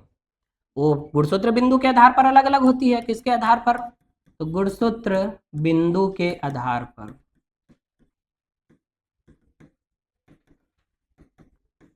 गुणसूत्र बिंदु के आधार पर क्या होती है, यहाँ पर 4 प्रकार के गुणसूत्र बने हुए रहते हैं, ठीक है। अब गुणसूत्र बन गए। अब कई लोगों को लगता है यहीं पर कि सभी गुणसूत्र एक समान बनते हैं, तो एक समान बनता ही नहीं है, गुणसूत्र के टाइप कैसे होंगे फिर। तो गुणसूत्र, वैसे भी गुणसूत्र जो है ना, क्रोमोसोम जो है संघनन के बाद ही बनती है, संघनन से पहले तो क्रोमेटिन फाइबर्स रहती है, लिक्विड रहती है, वो पता ही नहीं गुणसूत्र ऐसे ठोस स्ट्रक्चर या ऐसे गुणसूत्र टाइप के दिखाई देंगे, ऐसा कुछ भी नहीं है। तो गुणसूत्र की आकृति को अध्ययन करना है तो मेटाफेज ही रहती है, क्योंकि यहीं पर कंडेंसेशन होकर आई रहती है। तो गुणसूत्र का निर्माण तभी होगा पूरा जब पूरी तरीके से संघनित हो जाएंगे, तब कौन, गुणसूत्री पदार्थ होती है, ठीक है।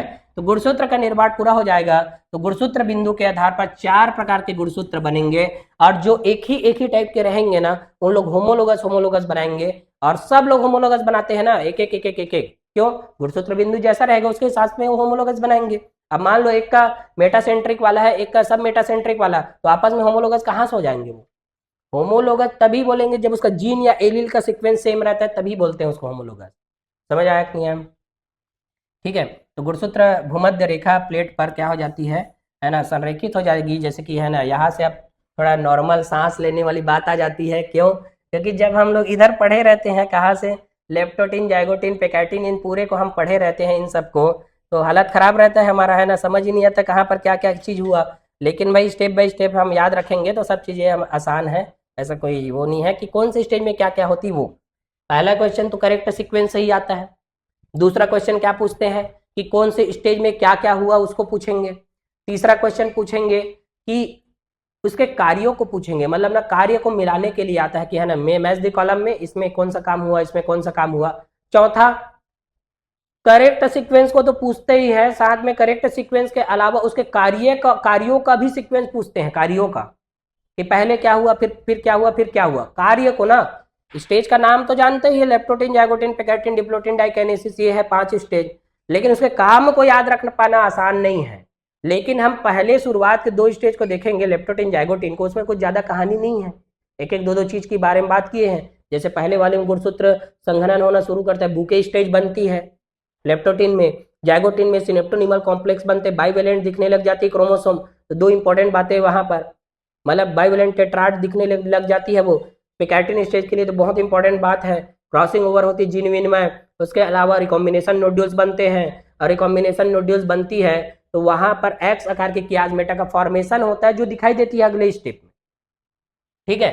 यहाँ पर हम एक बात यहाँ पर हमें और लिखना चाहिए कि जो रिकॉम्बिनेशन पुनर्योजन होती है ना, इसके लिए एक एंजाइम की जरूरत पड़ती है, पता है, एंजाइम। रिकॉम्बिनेशन को करवाती कौन है, पता है, एंजाइम।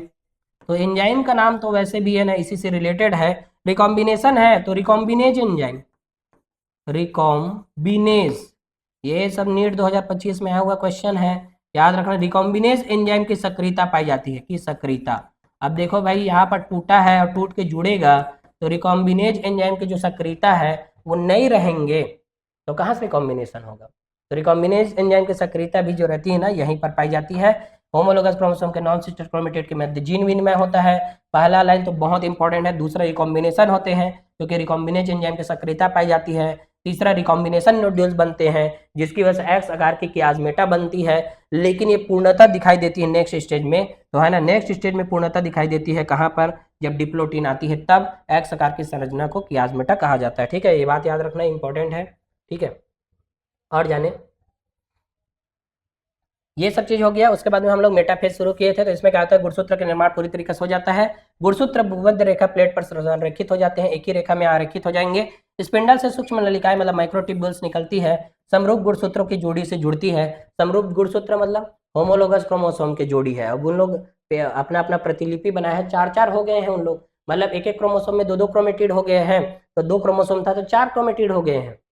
ठीक है, 4 क्रोमेटिड हुआ है कि नहीं हुआ है। तो ये प्रोफेज फर्स्ट में ऐसा कंडीशन दिखाई दे रहे हैं, मतलब ये एक है दूसरा एक। यहाँ पर जो बनी हुई संरचना दिखाई दे रही है, ये क्या है, काइनेटोकोर है,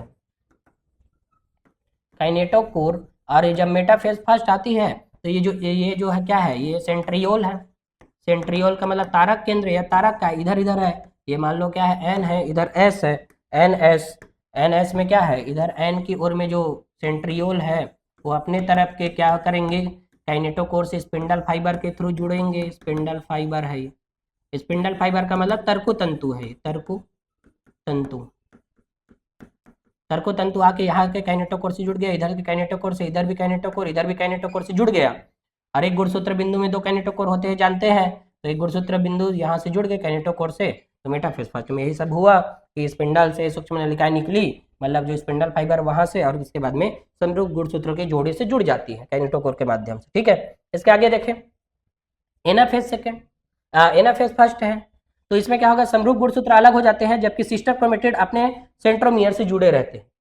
अब ये क्या है, हम यहाँ पर पढ़ क्या रहे हैं, देखो ये है, ये ऐसा था ये, ठीक है, ये इसको अरेंज ऐसे करके दिखाए हैं, मतलब ऐसा है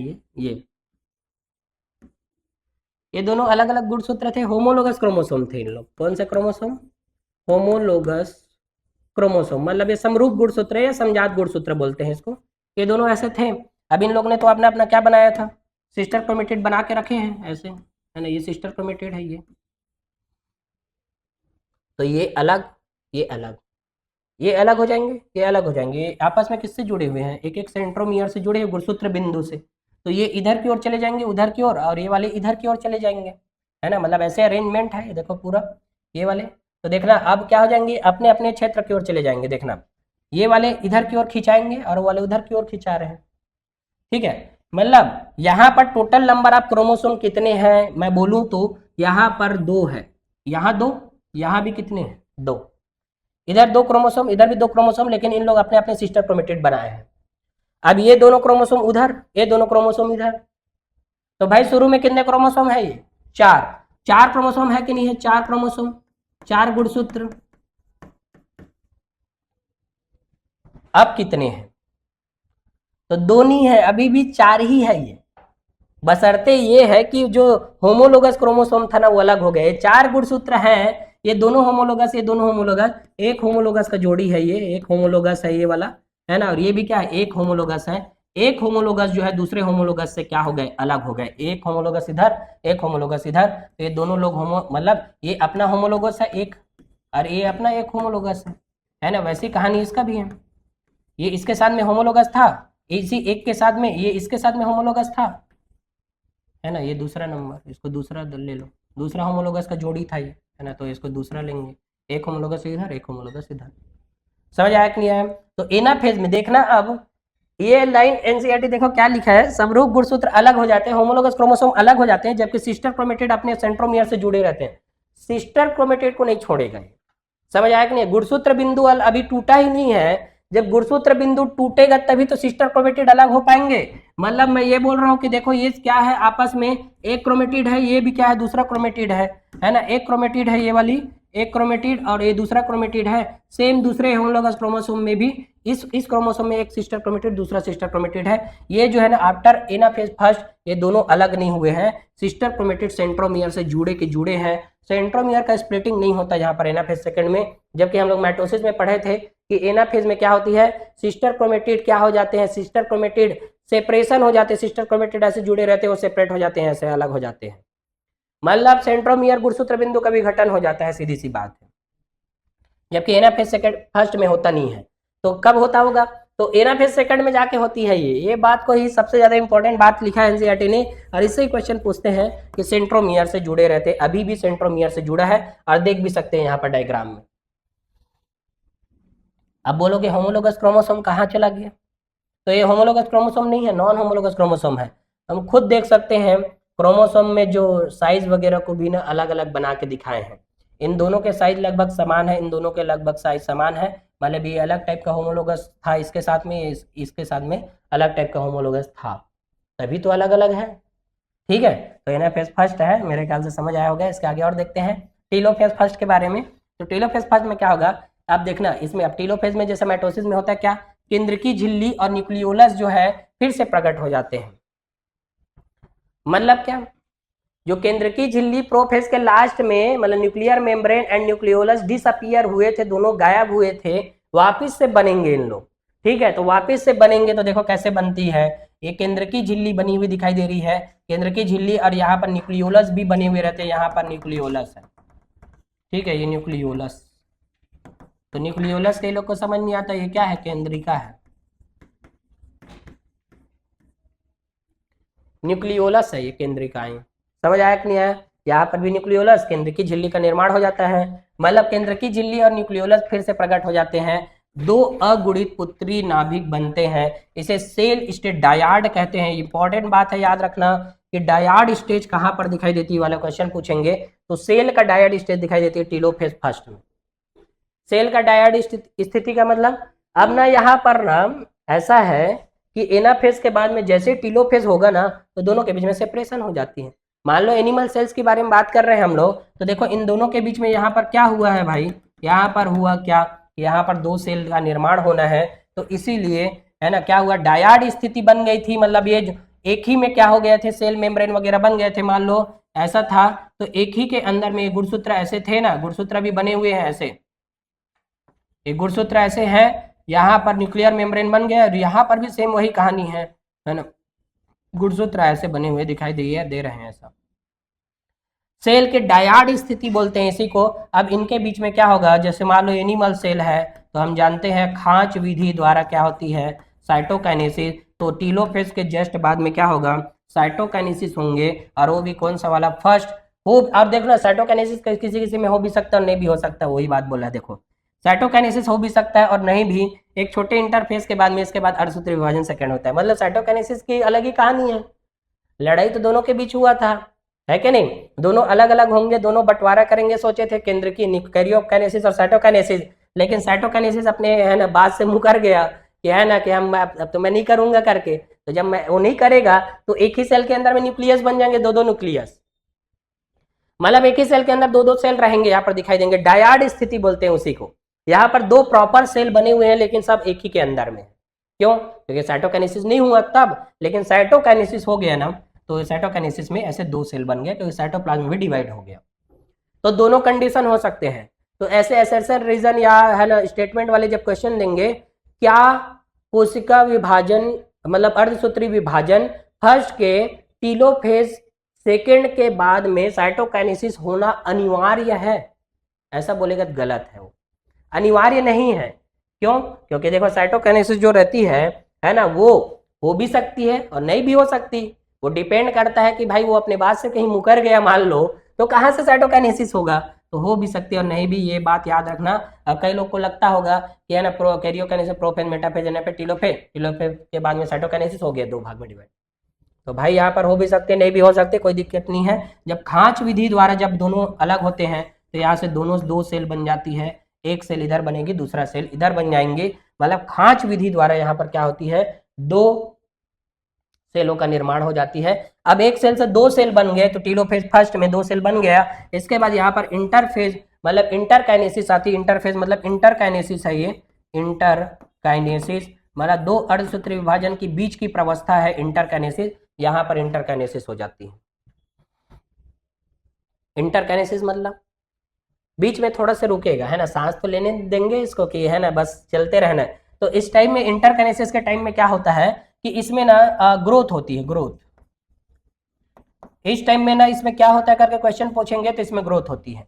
जो दो डॉटर सेल बने हैं ना, दो डॉटर सेल, अब इसको डॉटर सेल नहीं बोलेंगे, इन लोग भी पैतृक कोशिका ही है किसके, वो और बनेंगे इन दोनों से, इन दोनों से दो दो और बनेगा, तो उन दोनों का पेरेंट तो ये हो जाएगा और उन चारों का दादाजी ये हो जाएगा। हालांकि दादाजी नहीं है, वो इन्हीं से ही उत्पन्न होते हैं, ठीक है। तो ये इनके पेरेंट नहीं बोलेंगे इनको, है ना, मतलब इसका ही दो भाग है बोलेंगे, किसका, जो पेरेंट सेल है उसी का। हालांकि क्रोमोसोम को आधा आधा कर दिया है। शुरुआत में कितने क्रोमोसोम थे इनके पास में, 4। अब कितने हैं, दो दो हैं। अब बोलोगे इसमें 4 दिखाई दे रहे हैं, 4 नहीं है, वो 2 ही है, लेकिन वो अपना अपना सिस्टर क्रोमेटिड बना के रखा है। समझ आया कि नहीं आया, वो डीएनए रेप्लिकेशन सिस्टर क्रोमेटिड बनाने के लिए होता है, तो ये बात हमें जानना है, ठीक है। समझ आया कि नहीं आया, ठीक है। और देखते हैं इसमें अर्धसूत्री विभाजन सेकंड चालू होता है इंटरकाइनेसिस के बाद में, तो यह माइटोसिस जैसा दिखता है। पहले बात तो भाई वही लाइन से क्वेश्चन पूछने का चांस है कि same as mitosis, same as mitosis. अर्धसूत्री विभाजन किसके जैसा रहता है, माइटोसिस के जैसा रहेगा। तो देखना इसमें कितने क्रोमोसोम है, यहाँ पर 2 क्रोमोसोम है, यहाँ पर भी 2 क्रोमोसोम है ना, यहाँ पर भी 2 क्रोमोसोम, सब में 2 क्रोमोसोम है। तो कैसे दिखाई देती है देखते हैं। एक सेल से यहाँ पर 2 सेल बनना है, तो एक वही है यहाँ पर, है ना, 2 गुणसूत्र है यहाँ पर। 2n नहीं बोलेंगे ना इसको, n वाले हैं इन लोग, n n है इन लोग, n n क्यों हो गए, क्योंकि इन लोग अपने होमोलोगस क्रोमोसोम से हट गए हैं। पहले होमोलोगस क्रोमोसोम में पेयरिंग में थे, है ना, मतलब एक होमोलोगस क्रोमोसोम, एक क्रोमोसोम ये था, दूसरा क्रोमोसोम ये था, और दोनों कैसे थे, पहले 2n थे, मतलब जोड़ी थे इन लोग। अब इन्हीं लोग अपना अपना क्या बनाए हुए थे, तो इन लोग अपना अपना सिस्टर क्रोमेटिड बनाए थे, है ना। ये जैसे ये सिस्टर क्रोमेटिड बनाया था, ये भी ऐसे सिस्टर क्रोमेटिड बनाया था, ठीक है। लेकिन है कि ये इन लोग थे कितने, 2n ही थे। अब ये दोनों ही सेपरेशन हुए, तो सेपरेशन होने के बाद में एक इधर चला गया है, एक इधर चला गया है, मतलब एक एक गुणसूत्र आ गए, एक गुणसूत्र इधर आ गया, एक गुणसूत्र उधर चला गया, मतलब होमोलोगस क्रोमोसोम के गुणसूत्र ही सेपरेट हो गए हैं, लेकिन अपने सिस्टर क्रोमेटिड को छोड़े नहीं है इन लोग, ठीक है। यही बात तो हम लोग पढ़े थे एनाफेज फर्स्ट में। अब देखो ये अलग अलग चले गए, क्योंकि हम 2 गुणसूत्रों को एक साथ पढ़ रहे हैं, इसलिए ऐसा एक होमोलोगस का जोड़ी था, एक और होमोलोगस का जोड़ी था, ऐसे ही, है ना, मतलब ऐसे ये।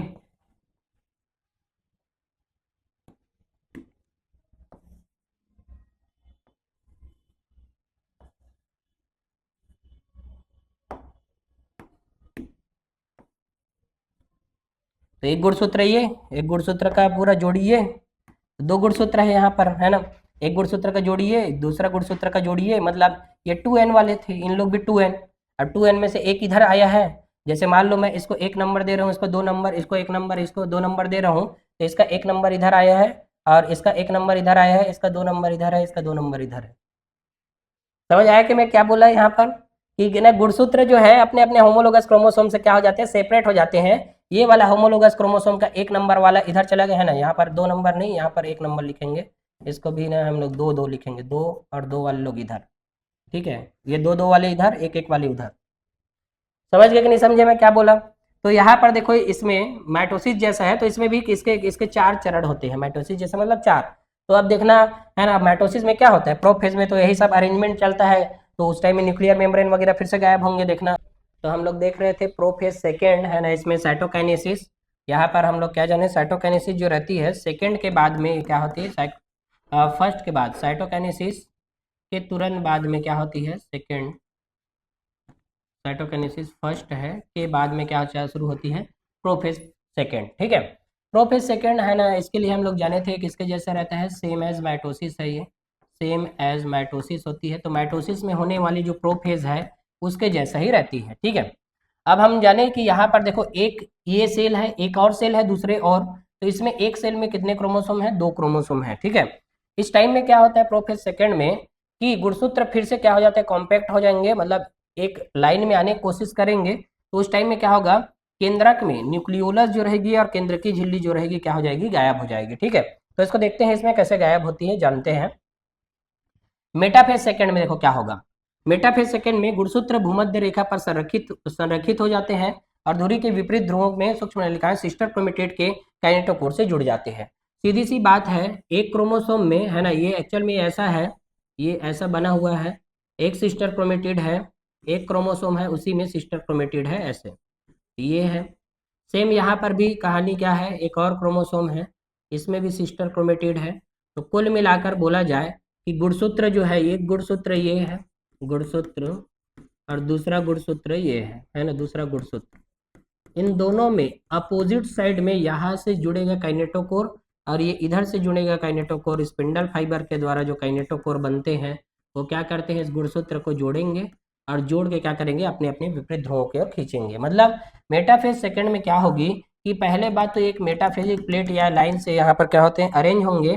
यहाँ पर कहाँ पर, मेटाफेजिक प्लेट में, मेटाफेजिक प्लेट या इसको हम बोलते हैं क्या, इक्विटोरियल प्लेट बोलते हैं, क्योंकि माइटोसिस में हम पढ़े रहते हैं, माइटोसिस में भी इक्विटोरियल प्लेट बना हुआ रहता है, तो माइटोसिस के जैसा ही होता है। तो इसीलिए ये दोनों एक लाइन में अरेंज हो जाएंगे, तभी प्रॉपरली दोनों अलग अलग हो पाएंगे।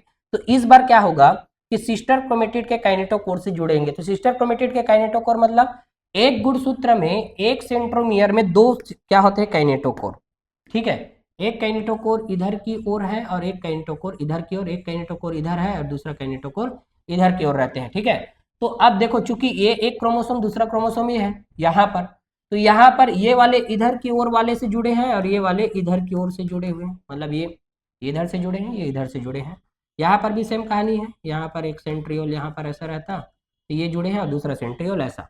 तो कुल मिलाकर इसको हम एक ही लाइन में अरेंज कर दिए, तो एक ही सेंट्रियोल जो है यहाँ से स्पिंडल फाइबर बनाया है, मतलब तर्कु तंतु, और उसके द्वारा ही ये कहाँ पर, गुणसूत्र के कहाँ पर जुड़े हैं, तो काइनेटोकोर से जुड़ गए, काइनेटोकोर।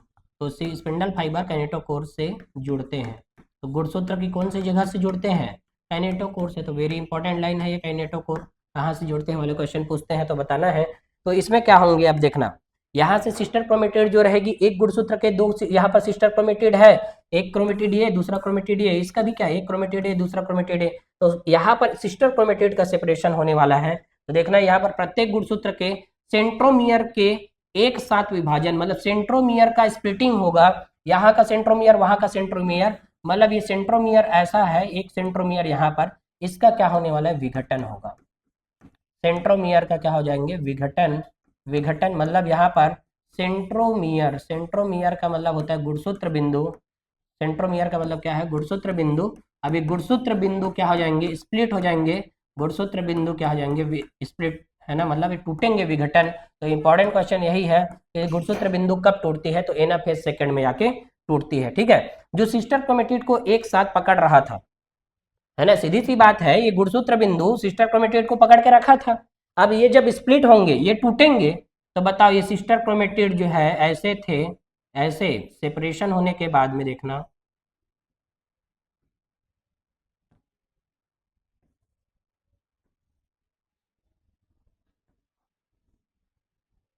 ऐसे देखो स्प्लिट होते हुए दिखाई दे रहे हैं। मतलब ये है कि इन दोनों को जो जोड़ा था, सिस्टर क्रोमेटिड को जो पकड़ के रखा था, है ना, उसका खुद विघटन हो गया, तो इन दोनों को छोड़ेंगे। मतलब एक क्रोमेटिड की दोनों भुजा और एक दूसरे क्रोमेटिड के दोनों भुजा अलग अलग हो जाएंगे। तो एक क्रोमोसोम की कहानी ये है, वैसे हर एक क्रोमोसोम में यही होती है।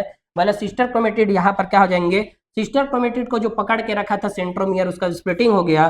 तो इस प्रकार से यहाँ पर सिस्टर क्रोमेटिड आपस में क्या हो गए, अलग अलग हो गए, अलग अलग हो जाती है। यहाँ पर एनाफेज सेकंड में क्या होने की वजह से, गुणसूत्र बिंदु के अलग होने, गुणसूत्र बिंदु के टूटने से, मतलब सेंट्रोमियर के स्प्लिटिंग होने से, बिंदु के टूटने से, गुणसूत्र बिंदु के टूटने से क्या हो जाती है कि सिस्टर सिस्टर क्रोमेटिड क्रोमेटिड क्या हो जाते हैं, अलग अलग हो जाते हैं।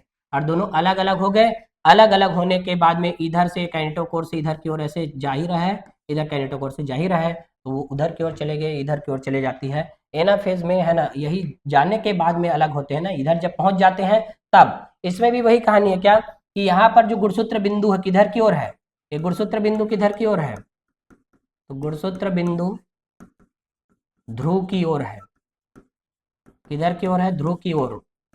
जबकि इसके जो आम रहते हैं सिस्टर क्रोमेटिड के आम मतलब भुजा, भुजा किधर की ओर रहती है, सेंटर की ओर मतलब केंद्र की ओर रहते हैं, केंद्र की ओर। इसको भी हमें जानना है। तो एनाफेज में आने के बाद में ये सब चीज स्प्लिटिंग वगैरह होती है। तो इस प्रकार वे कोशिका के विपरीत ध्रुवों की ओर बढ़ते हैं। इसी में जब बढ़े रहते हैं उसके बाद ऐसे है ना टूटते हैं। फिर देखें गुणसूत्र के दो समूह एक बार फिर से एक केंद्र की झिल्ली से घिरे हुए रहते हैं। अब इसके बाद में फिर से ऐसे हो जाएंगे, केंद्र की झिल्ली बनने लग जाएगा और यहाँ पर एक सिस्टर क्रोमेटिड, ये एक क्रोमोसोम का, दूसरा सिस्टर क्रोमेटिड ये। तो ये सिस्टर क्रोमेटिड, ये सिस्टर क्रोमेटिड अलग अलग हो गए। अब जब अलग हुए तो इन लोग प्रॉपरली अपना अपना गुणसूत्र है, इन्हीं लोग क्या है, गुणसूत्र है। सीधी सी बात है, ठीक है। क्यों, क्योंकि देखो इसमें क्या है, अभी गुणसूत्र नहीं है, क्योंकि यहाँ पर सेंट्रोमियर तो स्प्लिटिंग हो गए, सेंट्रोमियर रहता तो गुणसूत्र रहता, अब कुछ नहीं है, इन लोग क्रोमेटिन मटेरियल बनने की ओर है। तो क्रोमेटिन मटेरियल बनने लग जाएंगे तो गुणसूत्र के दो समूह एक बार फिर से एक केंद्र की झिल्ली द्वारा क्या हो जाएंगे, वापस से जुड़ेंगे। तो उसके बाद अब क्या होगा, साइटोकाइनेसिस कौन से वाली, इस बार सेकेंड वाली होगी। इस प्रकार होता है जिसके परिणाम स्वरूप कोशिकाओं के टेट्राइड का निर्माण हो जाता है। तो कोशिकाओं में टेट्राइड का निर्माण मतलब देखो यहाँ से दो सेल बन गए, एक से दो बने हैं, वैसे दूसरे वाले एक और था उससे भी दो बने, तो दो और दो कितने हो गए, टेट्राइड, चार बन गए, यानी कि चार अगुणित पुत्री कोशिकाएं बन गई यहाँ पर। कब, एनाफेज के बाद जब टीलोफेज आई तब, ठीक है। तो यहाँ से ओवरव्यू हम जानते हैं कि हुआ क्या एक्चुअल में।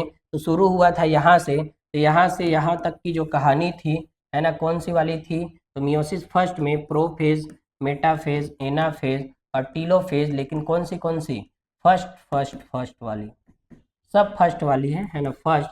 और टीलोफेज के बाद में जब यहाँ पर हुआ तो यहाँ से हो गया क्या, साइटोकाइनेसिस हुआ है। साइटोकाइनेसिस कौन सा वाली, फर्स्ट वाली। साइटोकाइनेसिस होने के बाद ही दो सेल बने हैं। अब इसके बाद में फिर से इंटरकाइनेसिस आया था और उसके बाद यहाँ से सेल ग्रोथ होने लग गए। यहाँ से क्या हो गया, सेल ग्रोथ हो रहे हैं, सेल ग्रोथ हुए तो दोनों फिर से ग्रोथ हो रहा है। फिर से किसमें चला गया, तो प्रोफेज सेकेंड में चले गए, फिर उसके बाद मेटाफेज सेकेंड आया, फिर उसके बाद टीलोफेज सेकेंड आया, एनाफेज सेकेंड आया, फिर उसके बाद में टीलोफेज सेकेंड आया। तो ऐसा करके यहाँ से इसके बाद में फिर से यहाँ पर क्या हुआ, साइटोकाइनेसिस हुआ। साइटोकाइनेसिस कौन सा वाला, सेकेंड वाला। जबकि ये जो सब चल रहे थे ये पूरा, ये कैरियोकाइनेसिस था। तो कैरियोकाइनेसिस कौन सा वाला था ये, तो कैरियोकाइनेसिस सेकेंड वाला था। जबकि इधर के वाले लोग क्या थे, इन लोग भी कैरियोकाइनेसिस ही हैं, काइनेसिस। और इस बार कौन से वाले हैं, फर्स्ट वाले हैं, ठीक है। ये फर्स्ट वाले कैरियोकाइनेसिस है, जबकि ये वाले क्या है, कैरियोकाइनेसिस सेकेंड वाली। इनके बीच में जो है ना सेल ग्रोथ हो रहा था उस टाइम में कौन सी स्टेज आया था, तो इंटरकाइनेसिस वाला स्टेज आया था। तो ये ओवर रिव्यू है किसका, मियोसिस का, है ना, ओवर रिव्यू।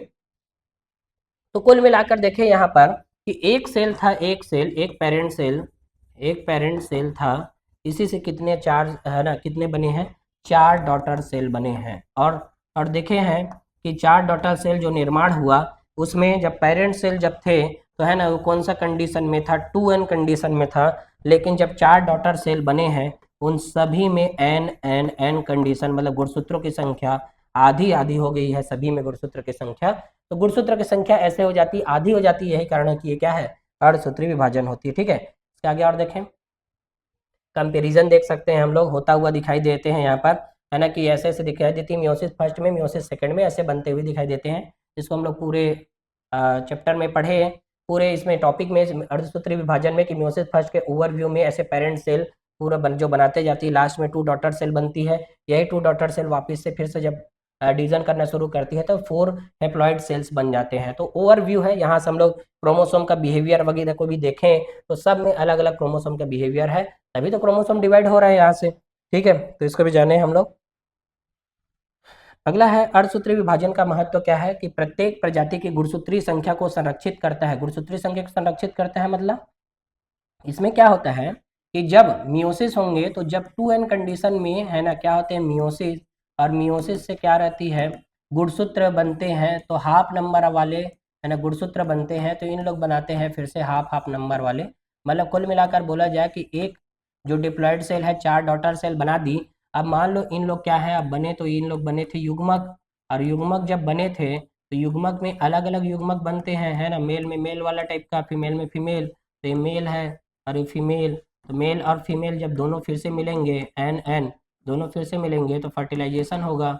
तो फर्टिलाइजेशन होके फिर से वापस इस गुणसूत्र को मेंटेन कर लेते हैं, मतलब 2n कंडीशन फिर से ला लेते हैं।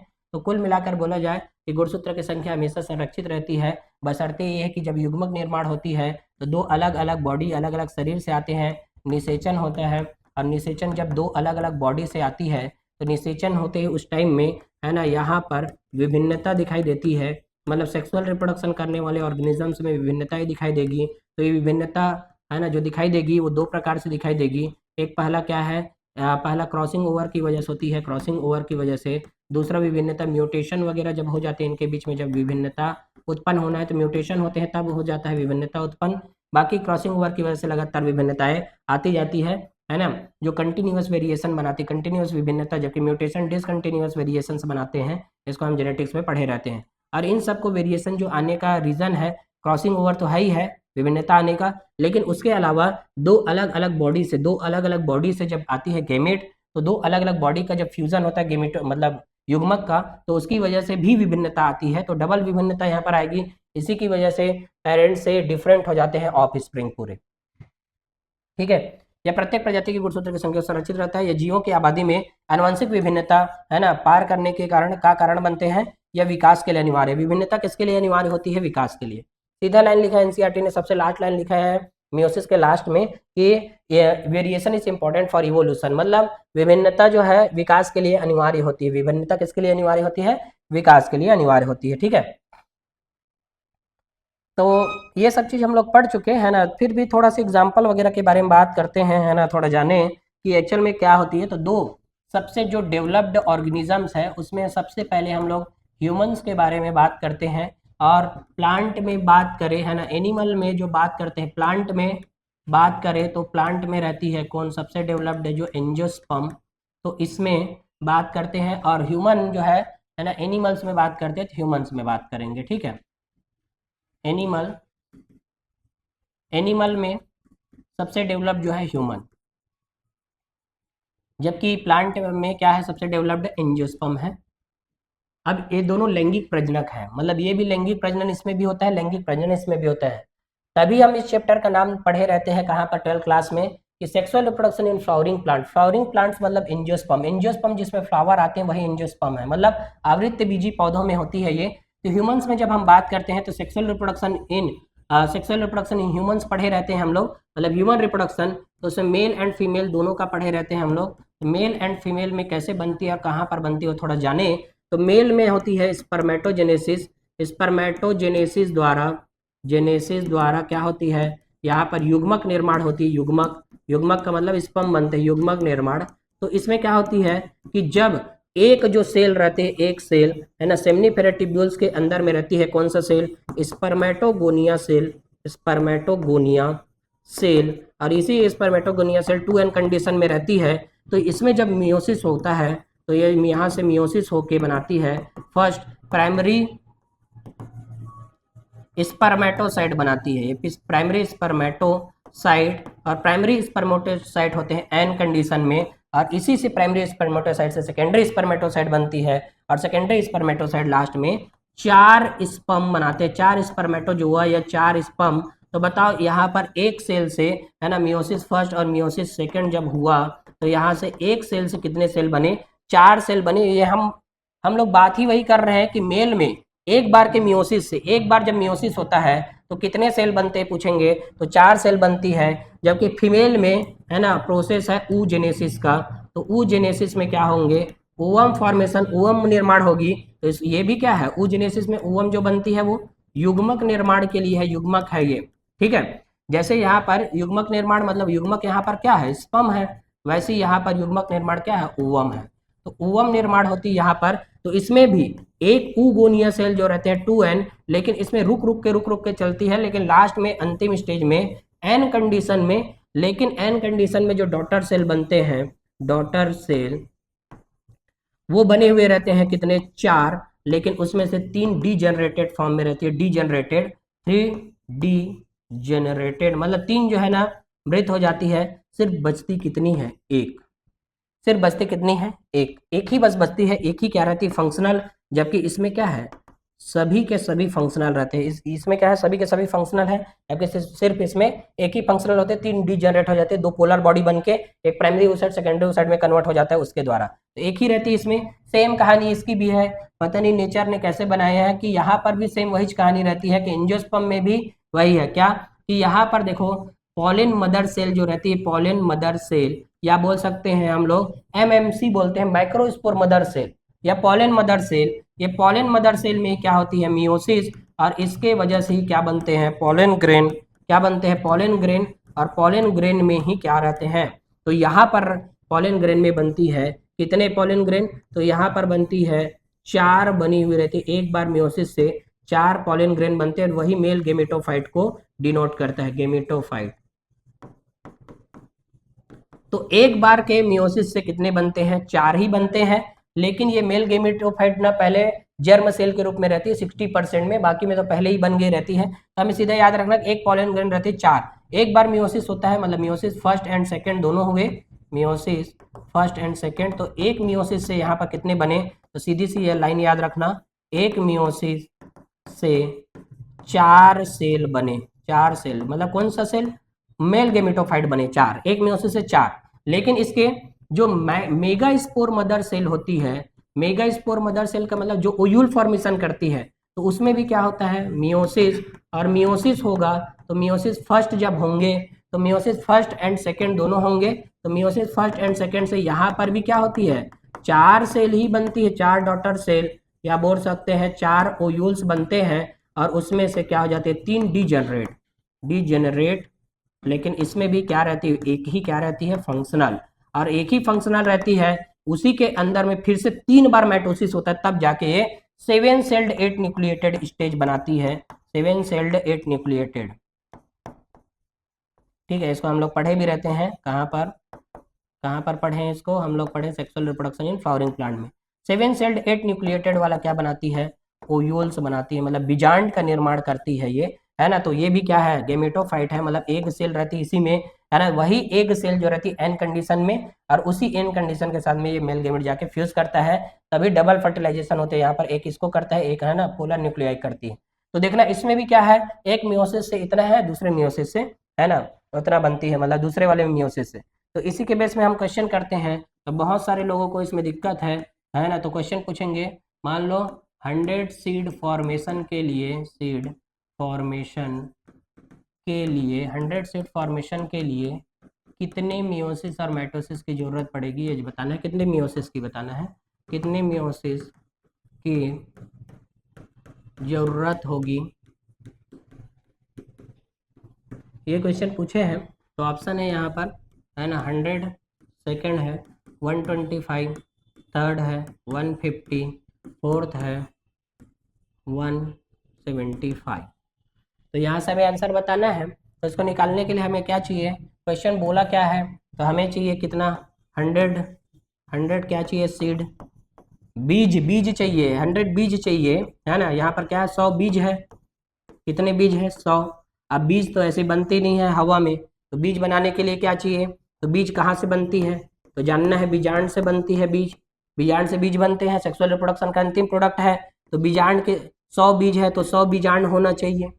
तो 100 बीजांड होने के लिए 100 बार क्या होना चाहिए, 100 बार मियोसिस, 100 बार मियोसिस होगा तभी तो 100 बीजांड बनेंगे। क्यों, क्योंकि हम जानते हैं जब एक बार मियोसिस होता है तो एक ही क्या बनती है, ओयूल्स या बीजांड बनते हैं, एक फंक्शनल ओयूल्स बनती है ना। एक बार के मियोसिस से एक वही बनते हैं इसमें। तो यहाँ पर 100 निर्माण के लिए, 100 बीजांड निर्माण के लिए 100 बार मियोसिस होना पड़ेगा, मतलब मेगा स्पोर मदर सेल को 100 बार मियोसिस करना पड़ेगा, तब तो 100 बीजांड बनेंगे। और 100 बीजांड को, है ना, 100 बीजांड को बीज में बदलने के लिए इसको चाहिए निषेचन। तो निषेचन होने के लिए क्या चाहिए इसको, तो इसको चाहिए पॉलन ग्रेन, मतलब मेल गेमेटोफाइट चाहिए, मेल गेमेटोफाइट, मेल गेमेटोफाइट चाहिए। तो मेल गेमेटोफाइट है क्या, तो पॉलन ग्रेन है। तो ये क्या है, पॉलन ग्रेन।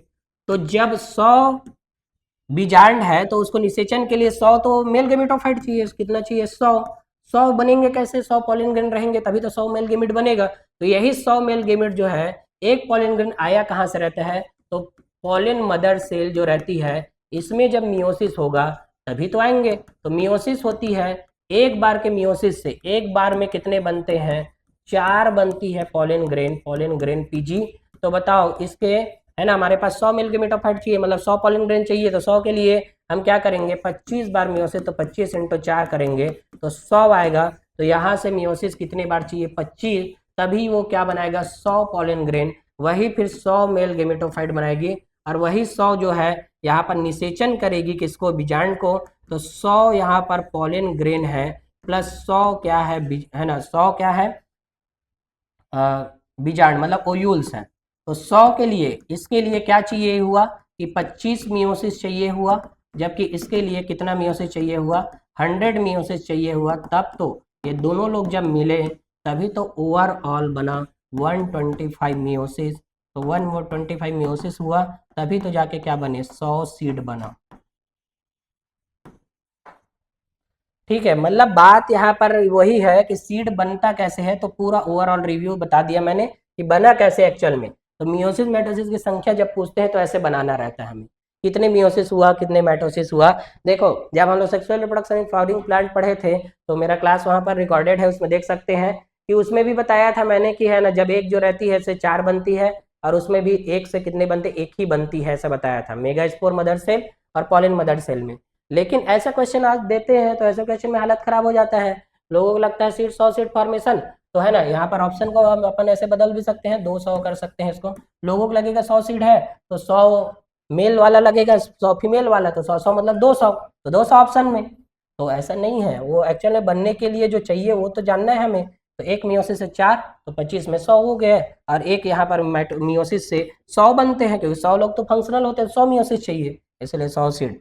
सेम क्वेश्चन हम उसके लिए भी दे सकते हैं, किसके लिए, है ना, चाइल्ड डेवलपमेंट के लिए दे सकते हैं कि कितने स्पर्म, क्योंकि स्पर्म और ओवम जो रहती है, ओवम तो एक ही बनती है, लेकिन स्पर्म बनते हैं 4 एक मियोसिस से।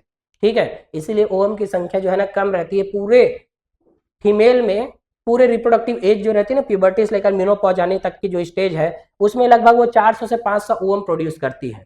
मतलब एक फीमेल जो है ना 400 से 500 ओवम प्रोड्यूस कर रही है, मतलब 400 से 500 ओवम प्रोड्यूस करने का अर्थ ये है कि वो 400 से 500 बच्चे पैदा कर सकती है, लेकिन 9 मंथ ड्यूरेशन बीच में खाली भी रहता है ना, तो उस टाइम में नहीं कर सकती।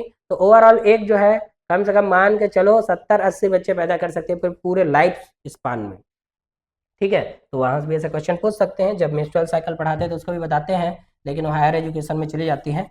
ये सब चीज़ का नोट्स यदि चाहिए तो हम यहाँ से ले सकते हैं। ठीक है, इसको सब्सक्राइब करके रखना है, तब तो काम का यहाँ से पढ़ेंगे तभी। ठीक है, थैंक यू।